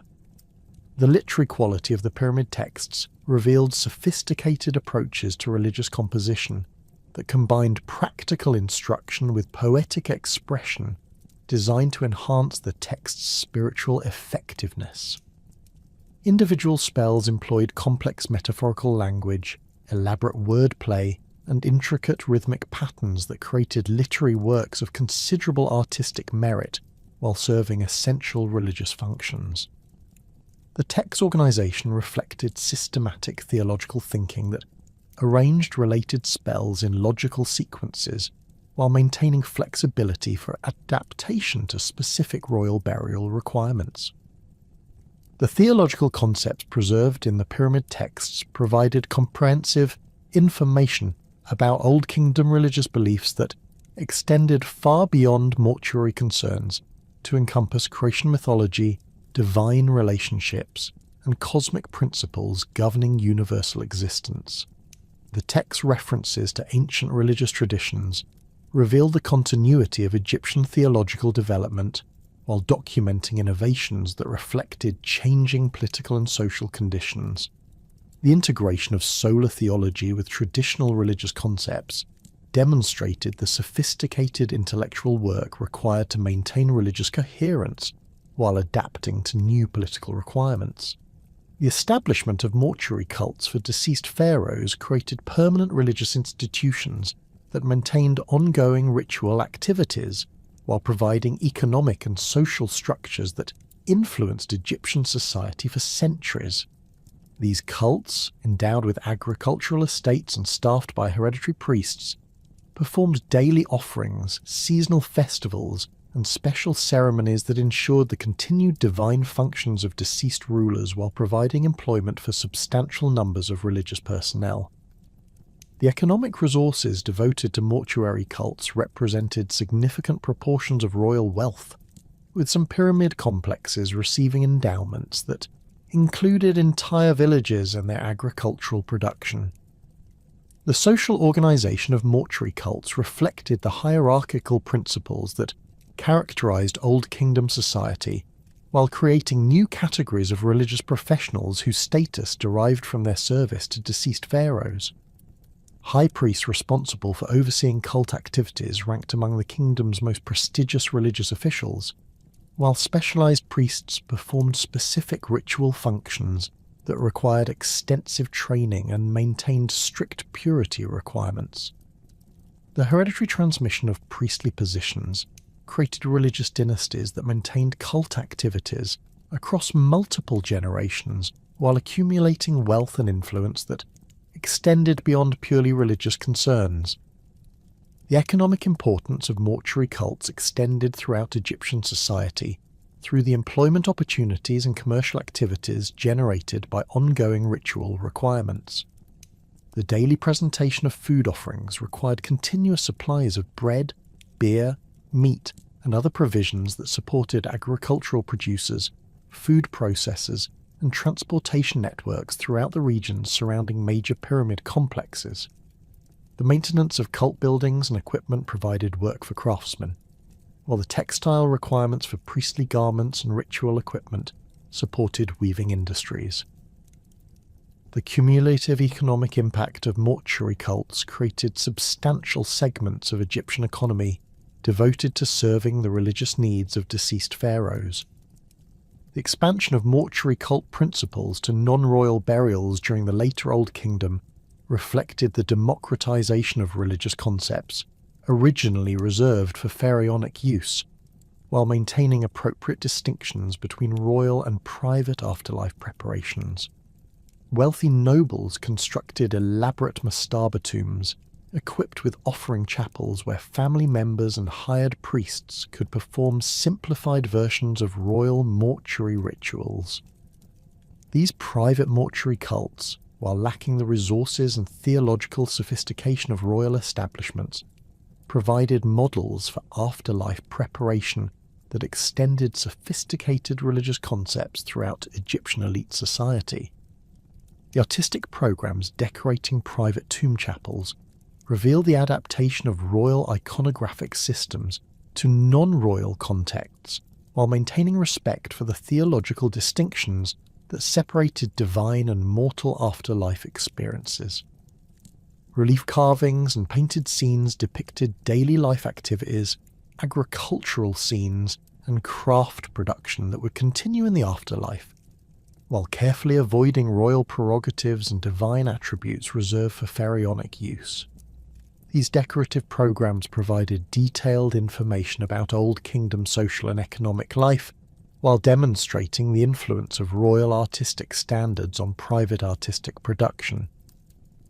The transition from the 4th to the 5th dynasty around 2494 BC marked a fundamental shift in the ideological foundations of Egyptian kingship that would reshape the political, religious, and economic structures of the Old Kingdom. The accession of Userkaf, the first pharaoh of the new dynasty, brought to power a ruler whose legitimacy rested not on direct descent from the pyramid builders of Giza, but on his claimed relationship to Ra, the sun god of Heliopolis. This theological reorientation represented more than dynastic change. It signalled a revolutionary transformation in royal ideology that would elevate solar religion to unprecedented prominence while fundamentally altering the relationship between pharaonic authority and religious institutions. The Westcar Papyrus, though composed much later, preserves traditions suggesting that the first 3 5th dynasty pharaohs were born of a divine union between Ra and the wife of a priest of Ra at Heliopolis. While these stories clearly represent mythological rather than historical accounts, they reflect the dynasty's deliberate emphasis on solar connections that distinguish 5th dynasty kingship from the architectural monumentalism that had characterized their 4th dynasty predecessors. This shift from pyramid-centered to sun-centered royal ideology required extensive theological innovation that would fundamentally reshape Egyptian religious practice while creating new forms of royal architectural expression.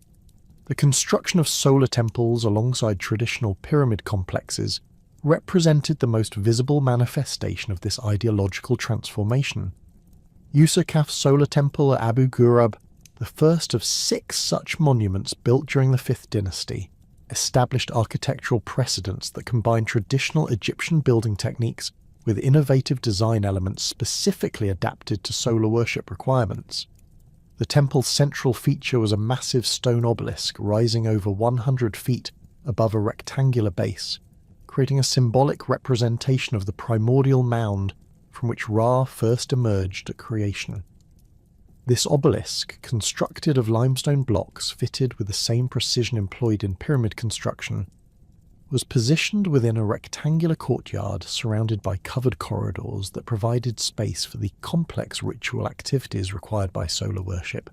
The solar temple complex included specialized architectural features designed to accommodate the unique requirements of sun worship that had no precedent in earlier Egyptian religious architecture. A large alabaster altar positioned before the obelisk provided a platform for the presentation of offerings to Ra during the daily solar ceremonies that formed the core of temple ritual activity. The altar's surface, carved with drainage channels and collection basins, facilitated the proper disposal of liquid offerings while maintaining the ritual purity required for effective solar worship. Surrounding the altar, a series of offering tables carved from single blocks of granite provided additional surfaces for the presentation of food, drink and incense offerings that accompanied the complex liturgical programs performed throughout each day.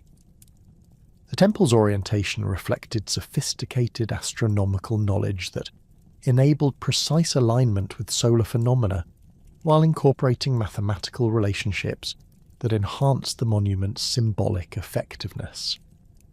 The main axis of the complex aligned with the cardinal directions, while secondary alignments incorporated relationships to specific stars and seasonal solar positions that created cosmic connections extending throughout the annual calendar.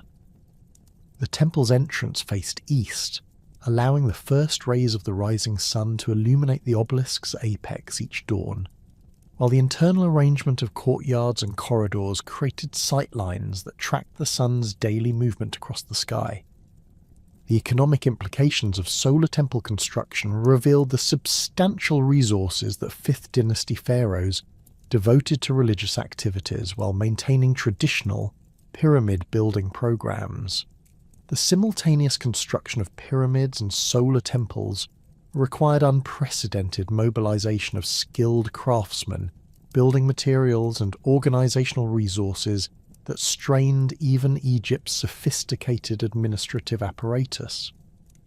The solar temples demanded specialized architectural expertise for obelisk construction and astronomical alignment that complemented rather than replaced the engineering skills required for pyramid building. The resulting construction programs represented the most ambitious building activities in Egyptian history, surpassing even the 4th dynasty's achievements in terms of total resource commitment and organizational complexity. The religious personnel required for solar temple operation created new categories of priestly service that expanded the influence of solar theology while providing career opportunities that attracted ambitious young men from throughout the kingdom. The high priest of Ra at each solar temple ranked among Egypt's most prestigious religious officials, with authority over extensive temple estates and responsibility for coordinating complex ritual programs that required daily performance throughout the year. These positions provided pathways to political influence that bypassed traditional administrative hierarchies, creating alternative routes to power that enhanced the priesthood's political significance. The ritual programs performed at solar temples incorporated elements from traditional Egyptian religious practice, while introducing innovations specifically designed to enhance Ra's theological prominence. The daily solar liturgy began before dawn with purification ceremonies that prepared priests for the sacred activities that would accompany the sun's rising.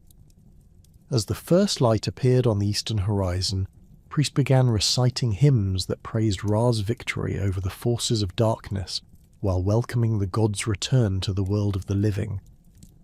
The presentation of offerings accompanied these hymns, with specific items designated for different times of day according to complex schedules that coordinated earthly ritual activities with celestial phenomena. The theological sophistication underlying solar temple ritual reflected extensive intellectual development that synthesized traditional Egyptian religious concepts with innovative theological frameworks designed to enhance royal divine status. The identification of the pharaoh with Ra during solar ceremonies positioned royal authority within cosmic dramas that transcended earthly political relationships, while the king's role as chief officiant at solar rituals demonstrated divine capabilities that justified absolute political authority. The theological elaboration of solar mythology during this period created comprehensive religious systems that integrated creation stories, afterlife beliefs, and ethical concepts into unified frameworks that supported both religious and political objectives. The rise of the Heliopolitan priesthood to positions of unprecedented political influence represented one of the most significant developments of the 5th dynasty period. The priests of Ra at Heliopolis, whose theological expertise had been essential for developing solar religious systems, leveraged their religious authority into political power that enabled direct influence over royal policy decisions. The high priest of Ra at Heliopolis assumed responsibilities that extended far beyond traditional religious functions to encompass advisory roles in governmental administration, military planning, and diplomatic relations. This expansion of priestly authority created new power centers that competed with traditional administrative hierarchies while introducing religious considerations into political decision-making processes. The economic resources controlled by Heliopolitan priests reflected their growing political influence, while providing material foundations for continued expansion of solar religious activities. Royal grants of agricultural estates to solar temples created substantial economic bases that supported not only ritual activities, but also extensive construction programs, craft production, and commercial enterprises that enhanced priestly wealth and influence. The temple estates operated sophisticated agricultural systems that employed thousands of workers while producing surpluses that funded temple activities and provided resources for political activities that advanced priestly interests.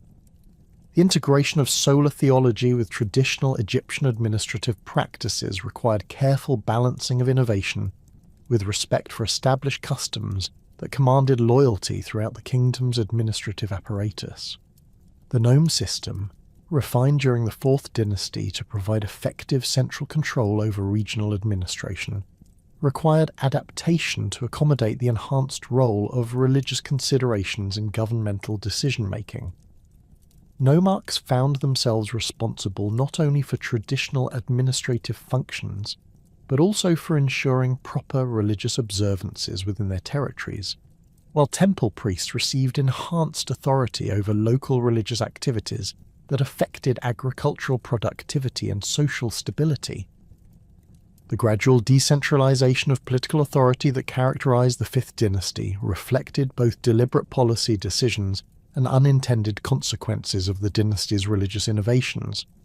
The enhanced role of religious institutions in governmental activities created alternative power centers that competed with traditional administrative hierarchies, while the resources devoted to solar temple construction reduced the economic foundations that had supported 4th Dynasty centralization. The simultaneous demands of pyramid construction, solar temple building, and ongoing governmental operations strained Egypt's administrative capabilities while creating opportunities for regional officials to assume greater autonomy over local affairs. The emergence of hereditary control over nome administration represented a fundamental departure from 4th Dynasty practices that had maintained strict royal control over regional appointments. The increasing complexity of governmental responsibilities, combined with the specialized knowledge required for effective administration, encouraged the development of administrative families whose expertise in local conditions made them indispensable for effective regional governance. Nomarchs who had originally served at royal pleasure gradually established hereditary claims to their positions, while their families accumulated wealth and local influence that enhanced their political autonomy. The architectural evidence for this administrative decentralization appeared in the increasingly elaborate mastaba tombs constructed by provincial officials during the later 5th Dynasty. These monuments, while maintaining appropriate distinctions from royal pyramid complexes, achieved unprecedented scale and sophistication that reflected the growing wealth and status of regional administrators. The relief programs decorating these tombs depicted extensive estates, numerous servants, and elaborate possessions that demonstrated economic resources previously concentrated in royal hands, while the tomb's architectural sophistication revealed access to skilled craftsmen and expensive materials that indicated substantial local autonomy. The economic challenges facing the monarchy during the 5th Dynasty stemmed from the cumulative costs of maintaining multiple pyramid complexes, solar temples, and their associated mortuary cults, while supporting an expanded governmental apparatus and enhanced religious establishment. Each royal mortuary complex required permanent endowments that provided ongoing support for priestly personnel, ritual activities, and building maintenance that continued indefinitely after the pharaoh's death. The multiplication of these permanent obligations during the 5th Dynasty created substantial drains on royal resources that reduced the economic foundations available for new construction projects and governmental activities. The mortuary cult of Khufu alone required resources equivalent to entire nome administrations, with daily offerings that consumed substantial agricultural production while supporting hundreds of priests, servants, and administrative personnel.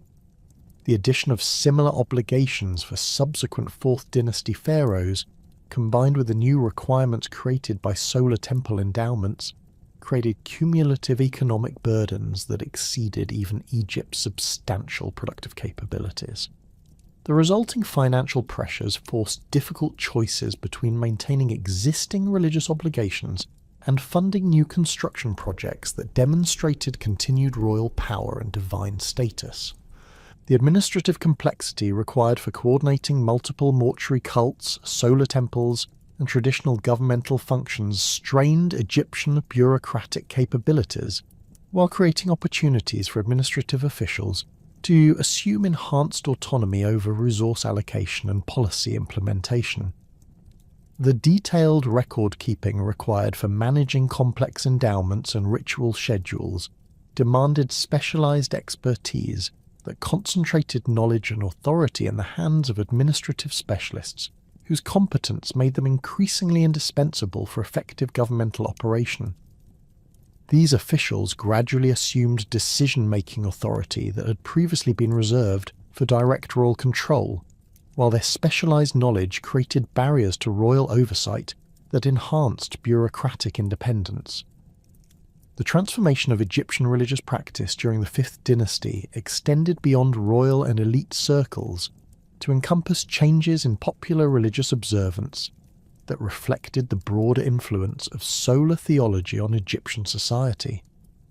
Local temples throughout the kingdom incorporated solar elements into their traditional religious programs, while regional festivals began to emphasize connections to Ra and solar mythology that enhanced theological coherence while maintaining local religious traditions. The democratization of solar religious concepts created new forms of popular religious expression that strengthened social cohesion while providing additional mechanisms for royal ideological influence. The artistic innovations accompanying 5th dynasty religious developments created new forms of architectural decoration and sculptural representation that reflected the enhanced role of solar symbolism in Egyptian visual culture. Relief programs in solar temples employed iconographic systems that combined traditional Egyptian artistic conventions with innovative symbolic elements specifically designed to communicate solar theological concepts. The representation of solar barks, obelisks, and solar discs required artistic solutions that translated complex religious ideas into visual forms accessible to both literate and illiterate audiences, while maintaining the aesthetic standards established during the 4th dynasty. The international implications of 5th dynasty religious innovations extended Egyptian cultural influence throughout the ancient Near East, while creating diplomatic opportunities that enhanced Egypt's regional political position. The theological sophistication of solar religious systems attracted attention from foreign courts whose own religious traditions incorporated solar elements, while Egyptian expertise in solar temple construction and astronomical observation provided valuable diplomatic gifts that strengthened international relationships. The export of Egyptian religious concepts, artistic styles, and architectural techniques created cultural dependencies that enhanced Egypt's soft power while providing economic opportunities for Egyptian craftsmen and religious specialists.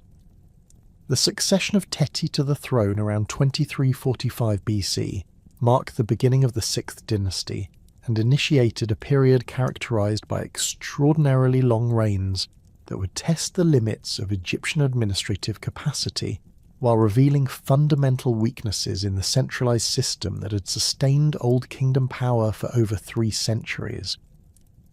Teti's accession followed a period of political instability that had ended the 5th dynasty, with circumstances surrounding the transition suggesting internal conflicts that may have involved the assassination of his predecessor, Unas.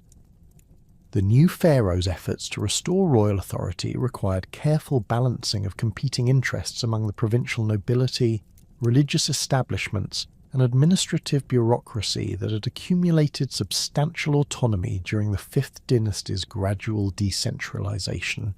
The challenge of maintaining effective central control over extended periods became particularly acute during the reign of Pepi I, who ruled for approximately 50 years beginning around 2321 BC. The unprecedented length of this reign created administrative problems that had never before confronted Egyptian government, as officials appointed early in the king's rule aged and died while their successors inherited positions that had become increasingly hereditary rather than subject to royal appointment. The bureaucratic apparatus that had functioned effectively under shorter reigns struggled to maintain responsiveness to royal directives when the same individuals occupied key positions for decades, developing personal interests and local loyalties that gradually superseded their obligations to central authority. Pepi I's attempts to address these administrative challenges involved frequent reorganizations of governmental departments and regular transfers of officials between different positions and regions. The king's correspondence with provincial governors, preserved in later copies, reveals the growing difficulties involved in coordinating kingdom-wide policies when regional administrators possessed detailed local knowledge that exceeded central government understanding of provincial conditions. The pharaoh's directives increasingly took the form of general guidelines rather than specific instructions, reflecting the practical impossibility of micromanaging local affairs from Memphis when communication delays and geographic distances prevented timely royal responses to rapidly changing circumstances. The economic pressures created by maintaining extensive royal establishments over extended periods forced fundamental changes in resource allocation that weakened traditional mechanisms of royal control. The costs associated with supporting large royal households, extensive court establishments and elaborate ceremonial programs consumed increasing proportions of royal revenues, while providing fewer tangible benefits in terms of political control or economic productivity. The multiplication of royal wives, concubines, and offspring during long reigns created extensive networks of royal relatives whose maintenance required substantial resources, while their competing claims to succession created potential sources of political instability. The administrative burden of managing complex succession arrangements became particularly problematic when Pepi I designated multiple sons as potential heirs while maintaining uncertainty about the actual succession until late in his reign. The preparation of these princes for possible royal responsibilities required extensive education, establishment of separate households, and provision of appropriate positions within the governmental hierarchy that created parallel power structures competing for resources and influence. The resulting political tensions affected governmental efficiency, while creating opportunities for ambitious officials to advance their interests through careful manipulation of royal family dynamics. The reign of Pepi II, beginning around 2278 BC and extending for what ancient sources claim was 94 years, represents the extreme case of the administrative challenges created by exceptionally long royal tenure. Modern scholars debate the accuracy of this traditional figure, with some suggesting that the recorded reign length may reflect confusion between different rulers bearing similar names or the artificial extension of regnal years for ideological purposes. However, even conservative estimates suggest a reign of at least 60 years, making Pepi II one of the longest ruling monarchs in recorded history and creating unprecedented challenges for maintaining effective governmental control across such an extended period. The practical impossibility of maintaining personal royal control over governmental activities during such an extended reign necessitated increasing delegation of authority to administrative officials whose accumulated experience and local knowledge made them indispensable for effective policy implementation. The viziers who served under Pepi II gradually assumed decision-making responsibilities that had previously been reserved for direct royal control, while their long tenure in office enabled them to develop personal relationships and political networks that enhanced their autonomy. The resulting administrative system functioned more as a confederation of semi-autonomous departments than as a unified governmental hierarchy responsive to central direction. The provincial administration during Pepi II's reign underwent fundamental transformation, as nomarchs established hereditary control over their territories while accumulating resources and authority that enabled increasingly independent action. The practical difficulties of maintaining effective royal oversight over distant provinces during an extended reign created opportunities for regional officials to develop local power bases that gradually superseded their dependence on central government support. Archaeological evidence from provincial sites reveals the construction of elaborate administrative complexes and private monuments that demonstrate the growing wealth and autonomy of regional governors during this period. The military expeditions launched during the 6th dynasty represented attempts to maintain Egyptian influence in Nubia and the Levant, while providing outlets for the kingdom's military capabilities and sources of exotic resources that enhanced royal prestige. However, the organisation of these campaigns increasingly depended on provincial governors who commanded local military forces and possessed the logistical capabilities necessary for extended operations in distant territories. The most famous of these expeditions, led by Weni under Pepi I and later by Harkuf under Pepi II, reveal the growing role of provincial officials in conducting foreign policy while demonstrating the continued Egyptian interest in maintaining commercial and political relationships beyond the kingdom's traditional borders. Weni's autobiographical inscription, carved in his tomb at Abydos, provides detailed information about military campaigns against Asiatic peoples in the Sinai Peninsula and southern Palestine that required coordination of forces drawn from throughout Egypt. The expedition's organisation involved known governors who contributed troops according to quotas established by central planning, while the campaign's logistics required coordination with local officials responsible for supplying provisions and transportation. Rennie's account emphasises his personal role in coordinating these diverse elements while maintaining royal authority over the expedition's conduct. But the practical requirements of the campaign necessitated substantial delegation of authority to regional commanders, whose local knowledge proved essential for successful operations. The economic motivations underlying these military expeditions reflected Egypt's continuing need for exotic materials and luxury goods that enhanced royal prestige while providing raw materials for craft production and religious activities. The Sinai campaigns aimed primarily at securing access to copper mines and turquoise deposits that supplied essential materials for Egyptian metalworking and jewellery production, while also demonstrating Egyptian military capability to potential rivals in the region. The revenues generated by these expeditions, including tribute payments and commercial privileges, provided resources that supported royal activities while creating economic incentives for continued military involvement in foreign territories.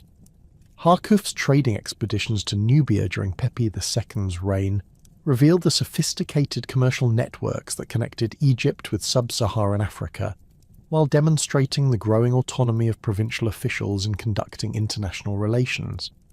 Harkuf, who served as governor of the southernmost nome and possessed extensive knowledge of Nubian geography and political conditions, organised multiple expeditions that brought back exotic goods, including ivory, ebony, incense, and live animals that enhanced royal prestige while providing valuable trade commodities. His correspondence with the young Pepi II, preserved in his tomb inscriptions, reveals the pharaoh's personal interest in these expeditions, while demonstrating the practical dependence on provincial expertise for successful foreign operations. The political relationships established with Nubian rulers during these expeditions created tributary arrangements that enhanced Egyptian influence while providing models for indirect control that would influence later imperial policies. Rather than establishing direct administrative control over Nubian territories, Egyptian officials negotiated agreements with local rulers who maintained internal autonomy while accepting Egyptian suzerainty and providing regular tribute payments. These arrangements required careful diplomatic management that balanced Egyptian interests with Nubian autonomy while maintaining military capabilities sufficient to enforce compliance when necessary. The gradual weakening of royal authority during the later Sixth Dynasty reflected both the cumulative effects of extended reigns and fundamental changes in Egyptian society that undermined traditional mechanisms of central control. The hereditary transmission of administrative positions created entrenched bureaucratic families whose local interests increasingly diverged from royal priorities, while the economic resources required to maintain extensive royal establishments reduced the material incentives available for ensuring official loyalty. The multiplication of royal mortuary cults and religious endowments created permanent drains on governmental resources that limited the pharaoh's ability to reward supporters or punish opponents through economic means. The provincial nobility that emerged during this period possessed economic resources, military capabilities, and local authority that enabled increasingly independent action, while maintaining formal recognition of pharaonic supremacy. The elaborate tombs constructed by these officials demonstrate wealth that rivaled royal resources, while their inscriptions reveal administrative responsibilities and territorial control that approached sovereign authority within their regions. The artistic programs decorating these tombs employed iconographic systems previously reserved for royal use, while their architectural sophistication required access to skilled craftsmen and expensive materials that indicated substantial economic autonomy. The cultural and artistic developments of the late Old Kingdom reflected both the continued vitality of Egyptian civilization and the changing social conditions that characterized the period's political transformation. The relief carving techniques developed during this period achieved unprecedented refinement through innovations that enhanced both artistic sophistication and production efficiency. The masters working on provincial tomb decoration developed methods for creating high-quality relief programs that combined traditional iconographic systems with local variations that reflected regional preferences and cultural traditions. The technical innovations in relief carving included improved tools and techniques that enabled more precise stone cutting while reducing the time required for decorative programs. Copper chisels with improved metallurgy provided sharper cutting edges that maintained their effectiveness longer, while wooden mallets with optimized weight distribution reduced craftsman fatigue during extended carving sessions. The development of standardized templates and proportional guides enabled consistent quality across different workshops while facilitating training of apprentice craftsmen who could achieve professional standards more rapidly than previous generations. The democratization of burial practices during the 6th dynasty represented a fundamental expansion of mortuary privileges previously reserved for royal and high elite use. Provincial officials and wealthy merchants gained access to mummification techniques, elaborate tomb decoration, and mortuary cult establishment that had formerly been restricted to the highest levels of Egyptian society.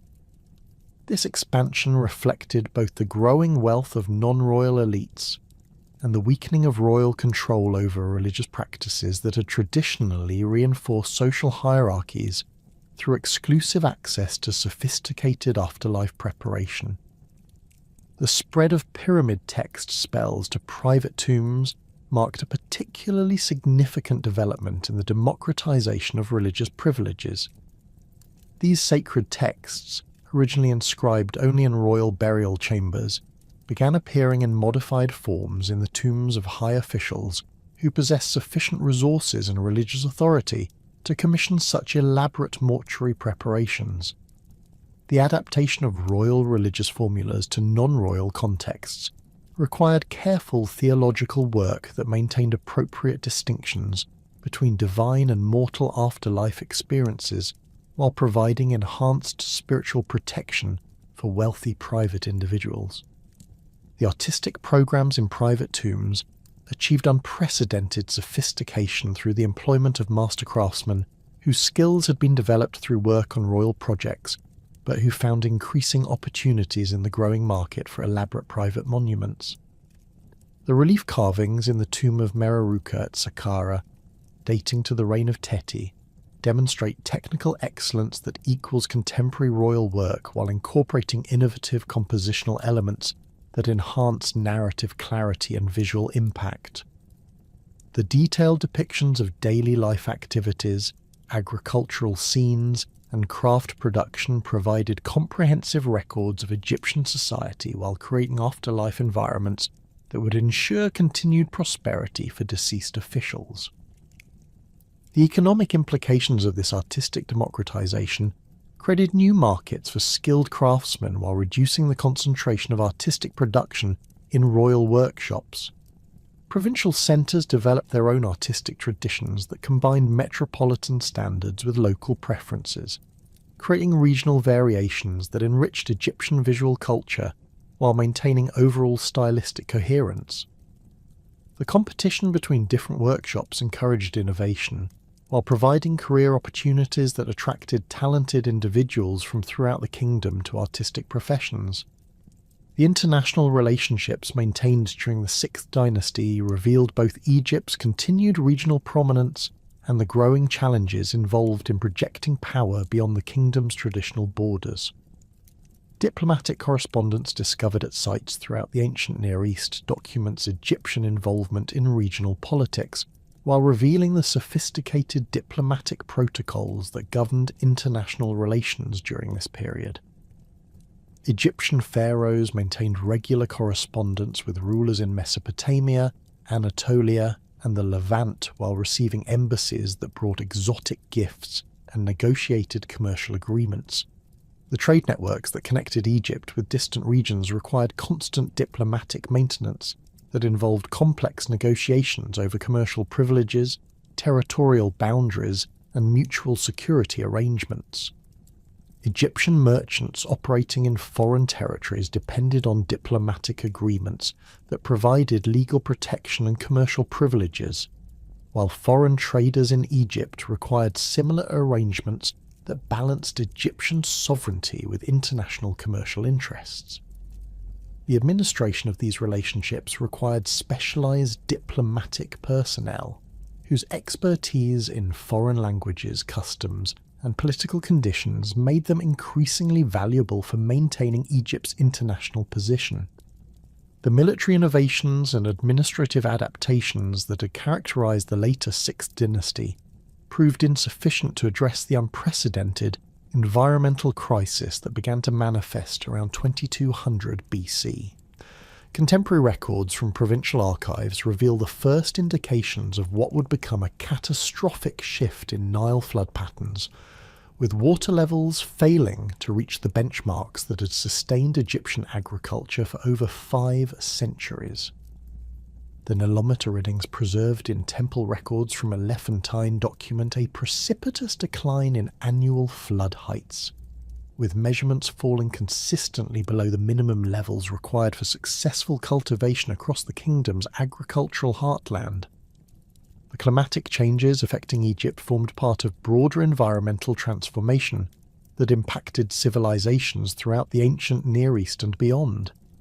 Paleoclimatic evidence from ice cores, tree rings, and sediment deposits reveals a significant aridification event that reduced precipitation across North Africa and southwestern Asia, fundamentally altering the atmospheric patterns that had sustained the Nile's annual flood cycle.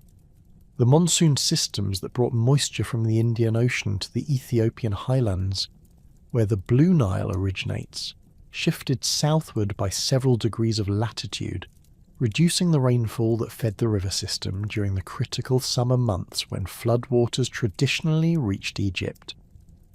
Archaeological evidence from Nubian sites demonstrates the severity of this climatic shift through the abandonment of settlements that had flourished for centuries along the Nile's banks.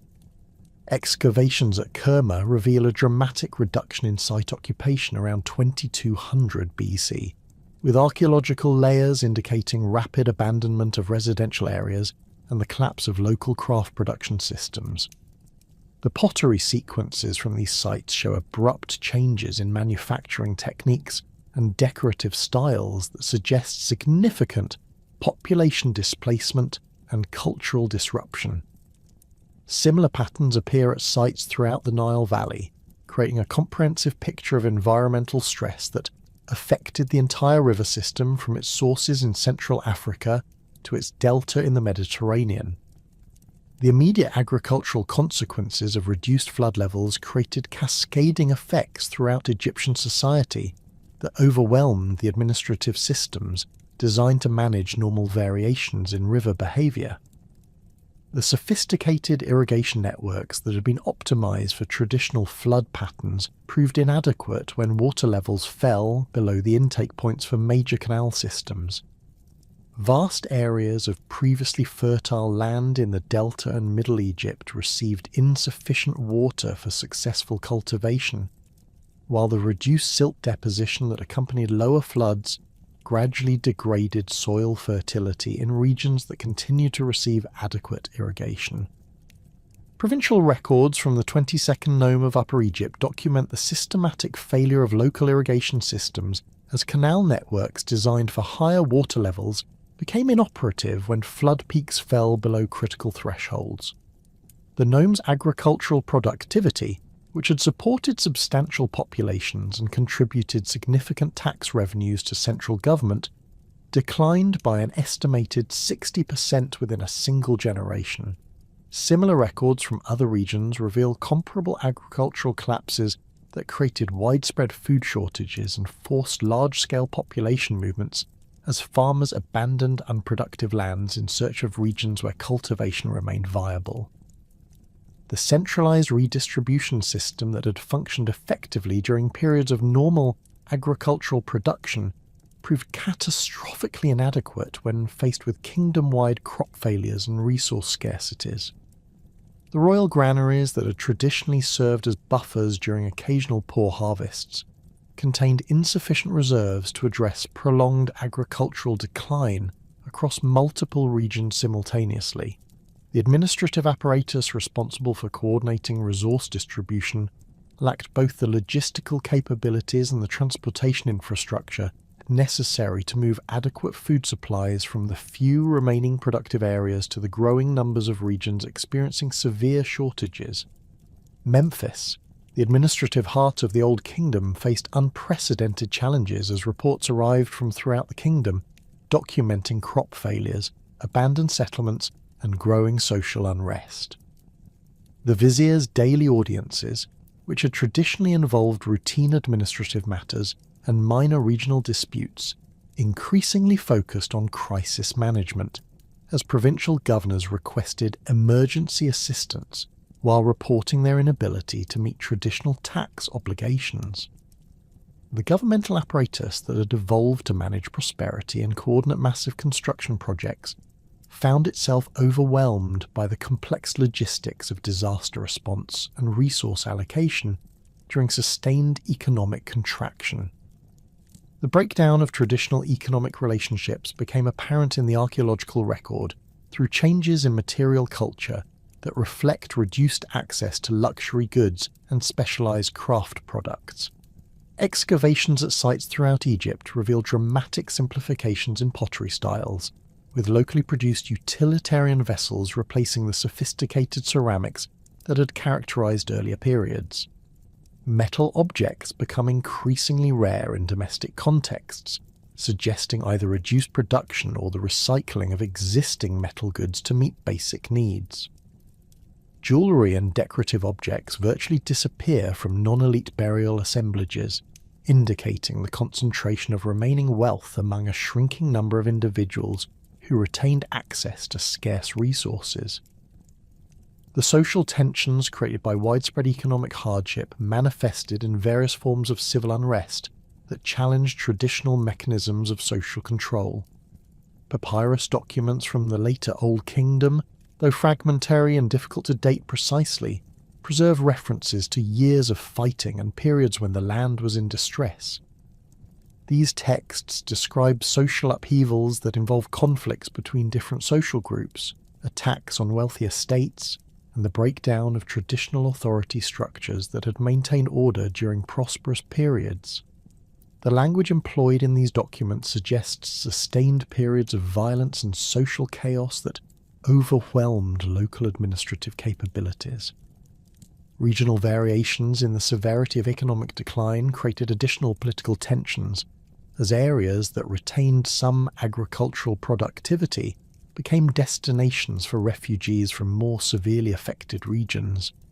The resulting population pressures strained local resources while creating conflicts between established residents and newcomers, competing for limited opportunities.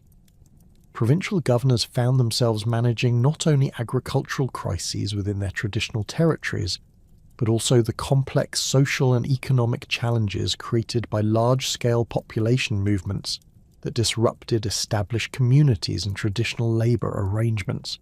The royal building programs that had sustained Egyptian craft production and provided employment for thousands of skilled workers underwent dramatic reductions as resources became increasingly scarce and governmental priorities shifted toward basic survival needs.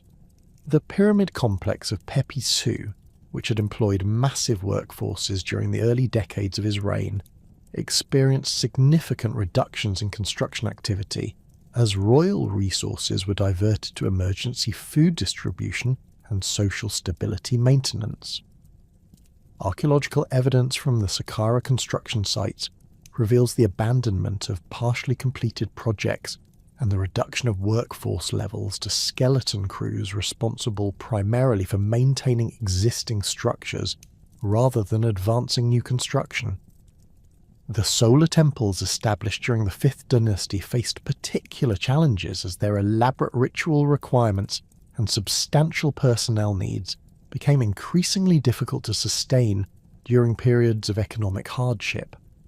The daily offering programs that had required continuous supplies of bread, beer, meat, and other provisions could no longer be maintained at traditional levels when agricultural production declined and transportation systems became unreliable.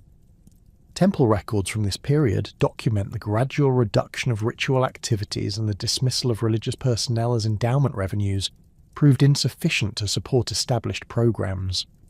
The artistic production that had flourished during the prosperous periods of the Old Kingdom experienced dramatic contraction as patronage networks collapsed and access to high-quality materials became increasingly restricted.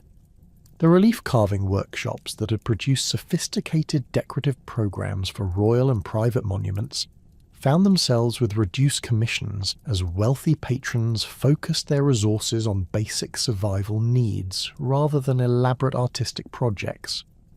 The technical standards that had characterized Old Kingdom art began to decline as master craftsmen left the profession or were forced to work with inferior materials and reduced time allocations.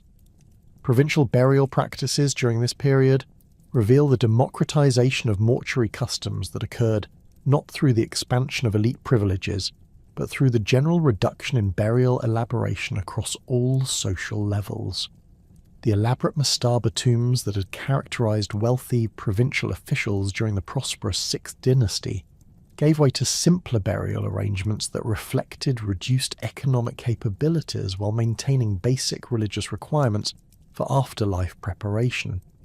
Even elite burials show simplified decorative programs and reduced grave good assemblages that suggest significant constraints on available resources.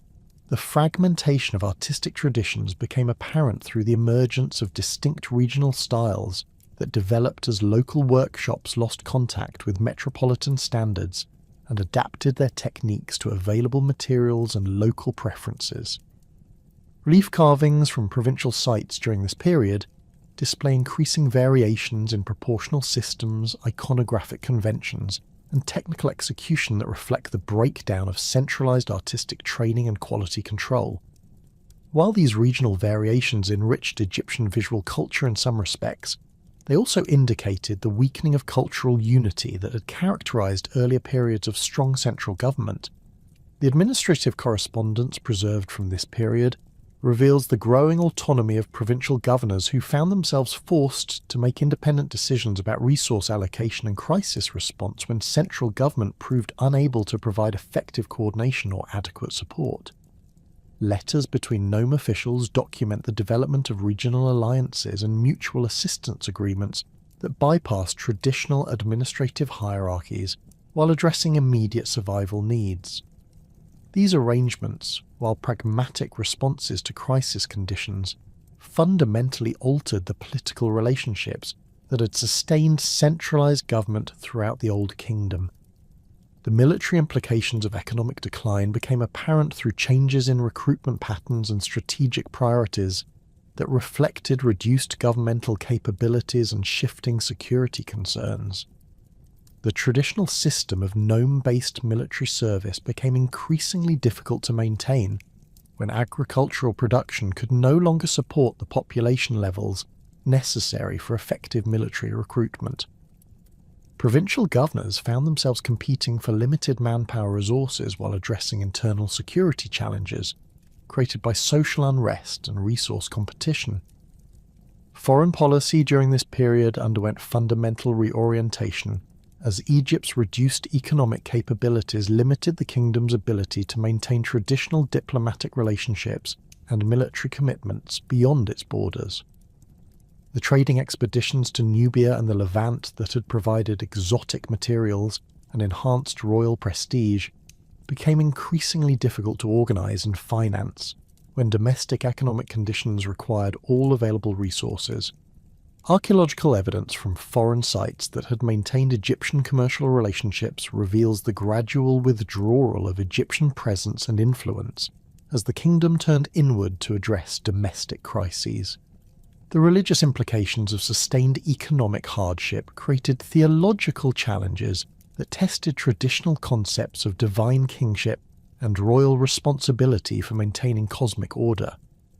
The pharaoh's role as guarantor of Nile floods and agricultural prosperity became increasingly difficult to maintain when environmental conditions remained consistently unfavourable despite the performance of traditional rituals and the maintenance of proper religious observances. Provincial religious texts from this period reveal growing emphasis on personal piety and individual relationships with deities as communities sought spiritual explanations and solutions for problems that exceeded traditional royal capabilities.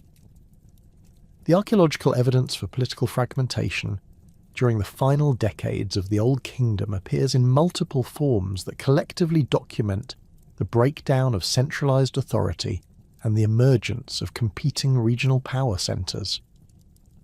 Fortification walls constructed around previously open settlements indicate growing concerns about security and the need for local defence capabilities independent of central military support. Storage facilities built within residential areas suggest the hoarding of resources and the breakdown of traditional distribution networks that had connected local production with broader economic systems. Settlement patterns during this period reveal significant changes in population distribution as communities adapted to changing environmental and economic conditions. Many sites that had flourished during the prosperous periods of the Old Kingdom show evidence of abandonment or significant population reduction, while other locations experienced growth as refugees and displaced populations sought more viable living situations. The archaeological signatures of these population movements include changes in pottery assemblages, architectural styles, and burial practices that reflect the mixing of different cultural traditions and the adaptation to new social and economic circumstances. The technological adaptations and resource conservation measures that had emerged during the final decades of Pepi II's reign proved insufficient to prevent the complete breakdown of centralized pharaonic authority around 2181 BC. The death of Egypt's longest ruling pharaoh marked not merely the end of a dynasty, but the collapse of the entire political and administrative system that had governed Egypt for over 5 centuries. The succession crisis that followed Pepi II's death revealed the fundamental weakness of a governmental structure that had become entirely dependent on the personal authority of an aging monarch, whose extended reign had outlasted the administrative apparatus designed to support royal power. The immediate aftermath of Pepi II's death witnessed the rapid emergence of multiple claimants to pharaonic authority, each supported by different factions within the fragmented administrative hierarchy. Meren II, possibly Pepi II's son, managed to secure recognition in Memphis for what ancient sources describe as barely a year before disappearing from the historical record under circumstances that suggest violent removal from power. The appearance of Queen Neith-Ikriti as a ruling pharaoh reflected the desperation of royal supporters who elevated a female ruler in direct violation of traditional succession practices, indicating the complete breakdown of normal governmental procedures and the absence of viable male candidates with legitimate claims to divine kingship. The provincial governors who had accumulated substantial autonomy during the later 6th dynasty seized upon the succession crisis to assert independent control over their territories while maintaining nominal recognition of pharaonic authority. Archaeological evidence from nome capitals throughout Egypt reveals the rapid construction of fortification walls and defensive installations that transformed previously open administrative centres into militarized strongholds capable of resisting external threats. These fortifications, built with techniques derived from royal military engineering but adapted to local resources and defensive requirements, demonstrate both the technical capabilities that provincial administrators had acquired and their recognition that political authority would henceforth depend on military power rather than administrative legitimacy. The Abydos King List and other later royal records document the proliferation of competing pharaohs during the 7th and 8th dynasties, with some sources claiming that 70 rulers attempted to govern Egypt during a period of approximately 20 years. While these figures likely represent exaggerations influenced by later political propaganda, they accurately reflect the political chaos that characterized the immediate post-Old Kingdom period. Each claimant controlled limited territories around their power base, typically centered on major religious sites or strategic locations along the Nile, while lacking the resources or administrative capabilities necessary for effective kingdom-wide governance. The economic foundations that had supported Old Kingdom centralization underwent complete transformation, as the redistribution network centered on Memphis ceased to function effectively. Provincial administrators who had previously channeled local resources to central government for kingdom-wide allocation instead retained control over agricultural production and craft manufacturing within their territories. The resulting economic fragmentation created a patchwork of semi-autonomous regions, each developing independent relationships with neighbouring territories while abandoning the complex logistical systems that had characterised Old Kingdom resource management. Regional variations in economic adaptation reflected different local conditions and the varying capabilities of provincial administrators to maintain productive activities during the ongoing environmental crisis. The Delta regions, despite continued challenges from reduced flood levels, retained some agricultural productivity due to their proximity to Mediterranean trade networks and access to alternative water sources through coastal lagoons and seasonal rainfall. Upper Egyptian nomes, particularly those in the far south, maintained connections with Nubian trade networks that provided access to exotic goods and alternative economic opportunities when traditional agricultural production proved insufficient. The religious implications of political collapse created theological crises that fundamentally altered Egyptian concepts of divine kingship and royal legitimacy. The traditional understanding that pharaonic authority derived from divine appointment and cosmic necessity became increasingly difficult to maintain when multiple individuals simultaneously claimed royal status, while the kingdom experienced continued environmental and economic hardships. Provincial religious establishments found themselves forced to choose between competing royal claimants or to develop alternative theological frameworks that could justify political autonomy without completely abandoning traditional Egyptian religious concepts. The Heracleopolitan rulers who emerged as the most successful claimants to pharaonic authority during the 9th and 10th dynasties represented a new model of Egyptian kingship that acknowledged the practical limitations of centralized control while maintaining claims to legitimate royal status. Based in Heracleopolis Magna in Middle Egypt, these pharaohs controlled territories extending from the Fayum Depression to the First Cataract, encompassing many of Egypt's most productive agricultural regions and important religious centres. Their success derived not from traditional divine kingship ideology, but from pragmatic policies that balanced local autonomy with effective military coordination and economic management. The Heracleopolitan administrative system adapted Old Kingdom governmental structures to the realities of reduced territorial control and limited resources. Rather than attempting to reimpose the centralized nome system that had characterized earlier periods, Heracleopolitan pharaohs negotiated agreements with local governors who retained substantial autonomy over internal affairs while acknowledging royal authority in matters of defense, major religious observances, and interstate relations. These arrangements created federal structures that balanced central coordination with regional flexibility, enabling more effective responses to local conditions while maintaining sufficient unity for collective action against external threats.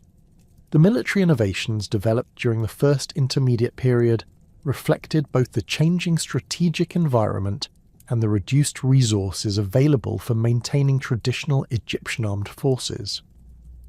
The large-scale expeditionary armies that had characterized Old Kingdom foreign policy gave way to smaller, more flexible units optimized for rapid deployment and sustained operations with limited logistical support. Provincial militias, organized around local recruitment and commanded by regional governors with detailed knowledge of local terrain and conditions, proved more effective than centralized forces for addressing the security challenges created by political fragmentation and social unrest. Archaeological evidence from battle sites dating to this period revealed significant changes in military equipment and tactics that reflected both technological innovation and adaptation to available resources. Bronze weapons became increasingly common as metalworking techniques improved and trade networks provided access to tin sources, while composite bows and improved arrow designs enhanced the effectiveness of infantry units operating without extensive cavalry or chariot support. Fortification techniques evolved to address the specific challenges of siege warfare between Egyptian forces, with defensive installations incorporating features designed to counter traditional Egyptian military tactics. The emergence of the Theban dynasty in southern Egypt during the late 10th dynasty created the political competition that would ultimately lead to reunification under the Middle Kingdom. The Theban rulers, initially controlling only the immediate vicinity of Thebes and its associated religious establishments, gradually expanded their influence northward through a combination of military conquest, diplomatic alliance, and religious legitimation that appealed to traditional Egyptian concepts of pharaonic authority. Their success reflected both effective leadership and favourable geographic position in regions that had maintained relatively stable agricultural production during the environmental crisis. The religious significance of Thebes as the cult centre of Amun provided Theban rulers with theological advantages that enhanced their claims to legitimate pharaonic authority. The elevation of Amun to prominence during this period created alternative religious frameworks that challenged the solar theology that had dominated Old Kingdom royal ideology while maintaining connections to traditional Egyptian religious concepts. The theological synthesis developed by Theban priests combined local religious traditions with broader Egyptian theological concepts in ways that provided religious justification for political reunification under Theban leadership. The artistic and cultural developments of the First Intermediate Period reflected both the fragmentation of Old Kingdom artistic traditions and the creative adaptations that emerged from regional autonomy and cultural experimentation. Provincial workshops, no longer constrained by metropolitan standards and royal artistic programs, developed distinctive regional styles that incorporated local preferences and cultural influences while maintaining recognizably Egyptian characteristics. These regional variations enriched Egyptian visual culture while documenting the diverse cultural traditions that had been suppressed or standardized during periods of strong central control. The democratization of burial practices that had begun during the later Old Kingdom accelerated dramatically during the First Intermediate Period as traditional social hierarchies broke down and access to mortuary services expanded throughout Egyptian society.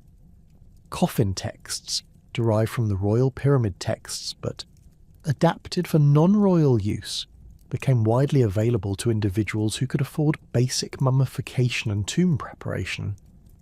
These texts provided spiritual protection and afterlife guidance previously reserved for pharaonic use, creating new forms of religious expression that emphasized individual piety and personal relationships with deities rather than dependence on royal mediation. The technological innovations that emerged during this period of political fragmentation and resource scarcity demonstrated the adaptability and creativity of Egyptian craftsmen working under challenging conditions. Pottery production developed new techniques for creating high-quality ceramics, using local materials when access to traditional clay sources became unreliable due to political boundaries and transportation difficulties. Textile production adapted to available fibre sources while developing new weaving techniques that maximised efficiency and durability. Metalworking evolved to accommodate changing material availability while improving techniques for recycling and reusing existing metal objects.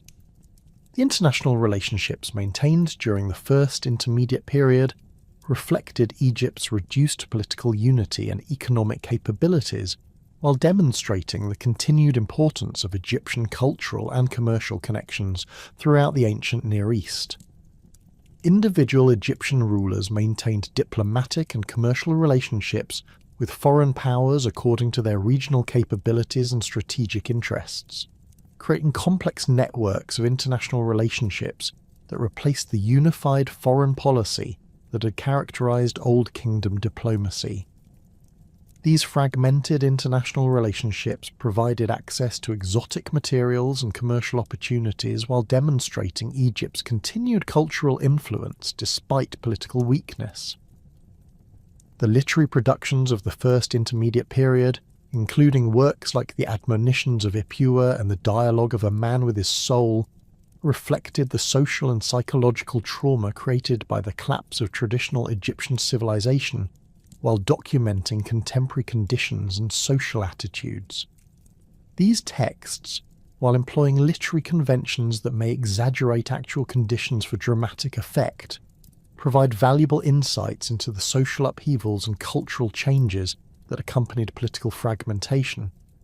Their emphasis on social justice, individual responsibility, and the breakdown of traditional authority relationships reveals the intellectual and spiritual responses to crisis that would influence Egyptian thought throughout subsequent periods. The gradual reunification process that began under Mentuhotep II around 2055 BC drew upon lessons learned during the First Intermediate Period, while adapting successful innovations to the requirements of restored central government. The Middle Kingdom pharaohs who emerged from this reunification process incorporated federal administrative structures, regional autonomy, and military innovations developed during the period of fragmentation while re-establishing centralized coordination and royal authority. The resulting governmental system balanced central control with regional flexibility in ways that proved more resilient and adaptable than the rigid centralization that had characterized Old Kingdom administration. The lasting impact of Old Kingdom achievements on subsequent Egyptian civilization extended far beyond the immediate political and administrative structures that collapsed during the First Intermediate Period. The architectural innovations pioneered during the Pyramid Age continued to influence Egyptian building techniques throughout the pharaonic period and beyond, with later rulers regularly incorporating Old Kingdom design elements and construction methods into their own monuments. The proportional systems developed for Old Kingdom art established canonical standards that remained influential throughout ancient Egyptian history, while the theological concepts associated with the divine kingship provided religious frameworks that adapted to changing political conditions, while maintaining essential continuity with traditional Egyptian religious thought. The historical memory of the Old Kingdom as preserved in later Egyptian literature consistently portrayed this period as a golden age of prosperity, cultural achievement, and effective governance that provided models for subsequent rulers while serving as standards against which later periods were measured. Middle Kingdom and New Kingdom texts regularly referred to Old Kingdom precedents in matters of law, administration, and religious practice, while later pharaohs explicitly modelled their building programs and artistic commissions on Old Kingdom examples. This idealization of the Old Kingdom period influenced Egyptian historical consciousness throughout the pharaonic period and contributed to the cultural conservatism that characterized much of later Egyptian civilization. The archaeological legacy of Old Kingdom monuments has provided modern scholars with unparalleled insights into ancient Egyptian civilization, while demonstrating the remarkable technical and artistic achievements that characterized this formative period. The pyramids of Giza, Saqqara, and Dahshur continue to reveal new information about Old Kingdom society, technology, and religious beliefs through ongoing excavation and analysis, while the relief carvings and inscriptions preserved in mastaba tombs provide detailed documentation of daily life, economic activities, and social relationships during Egypt's first great age of cultural flowering. The preservation of these monuments has enabled detailed reconstruction of Old Kingdom civilization, while providing inspiration for continued scholarly investigation into the foundations of Egyptian culture and the origins of complex civilization in the ancient world.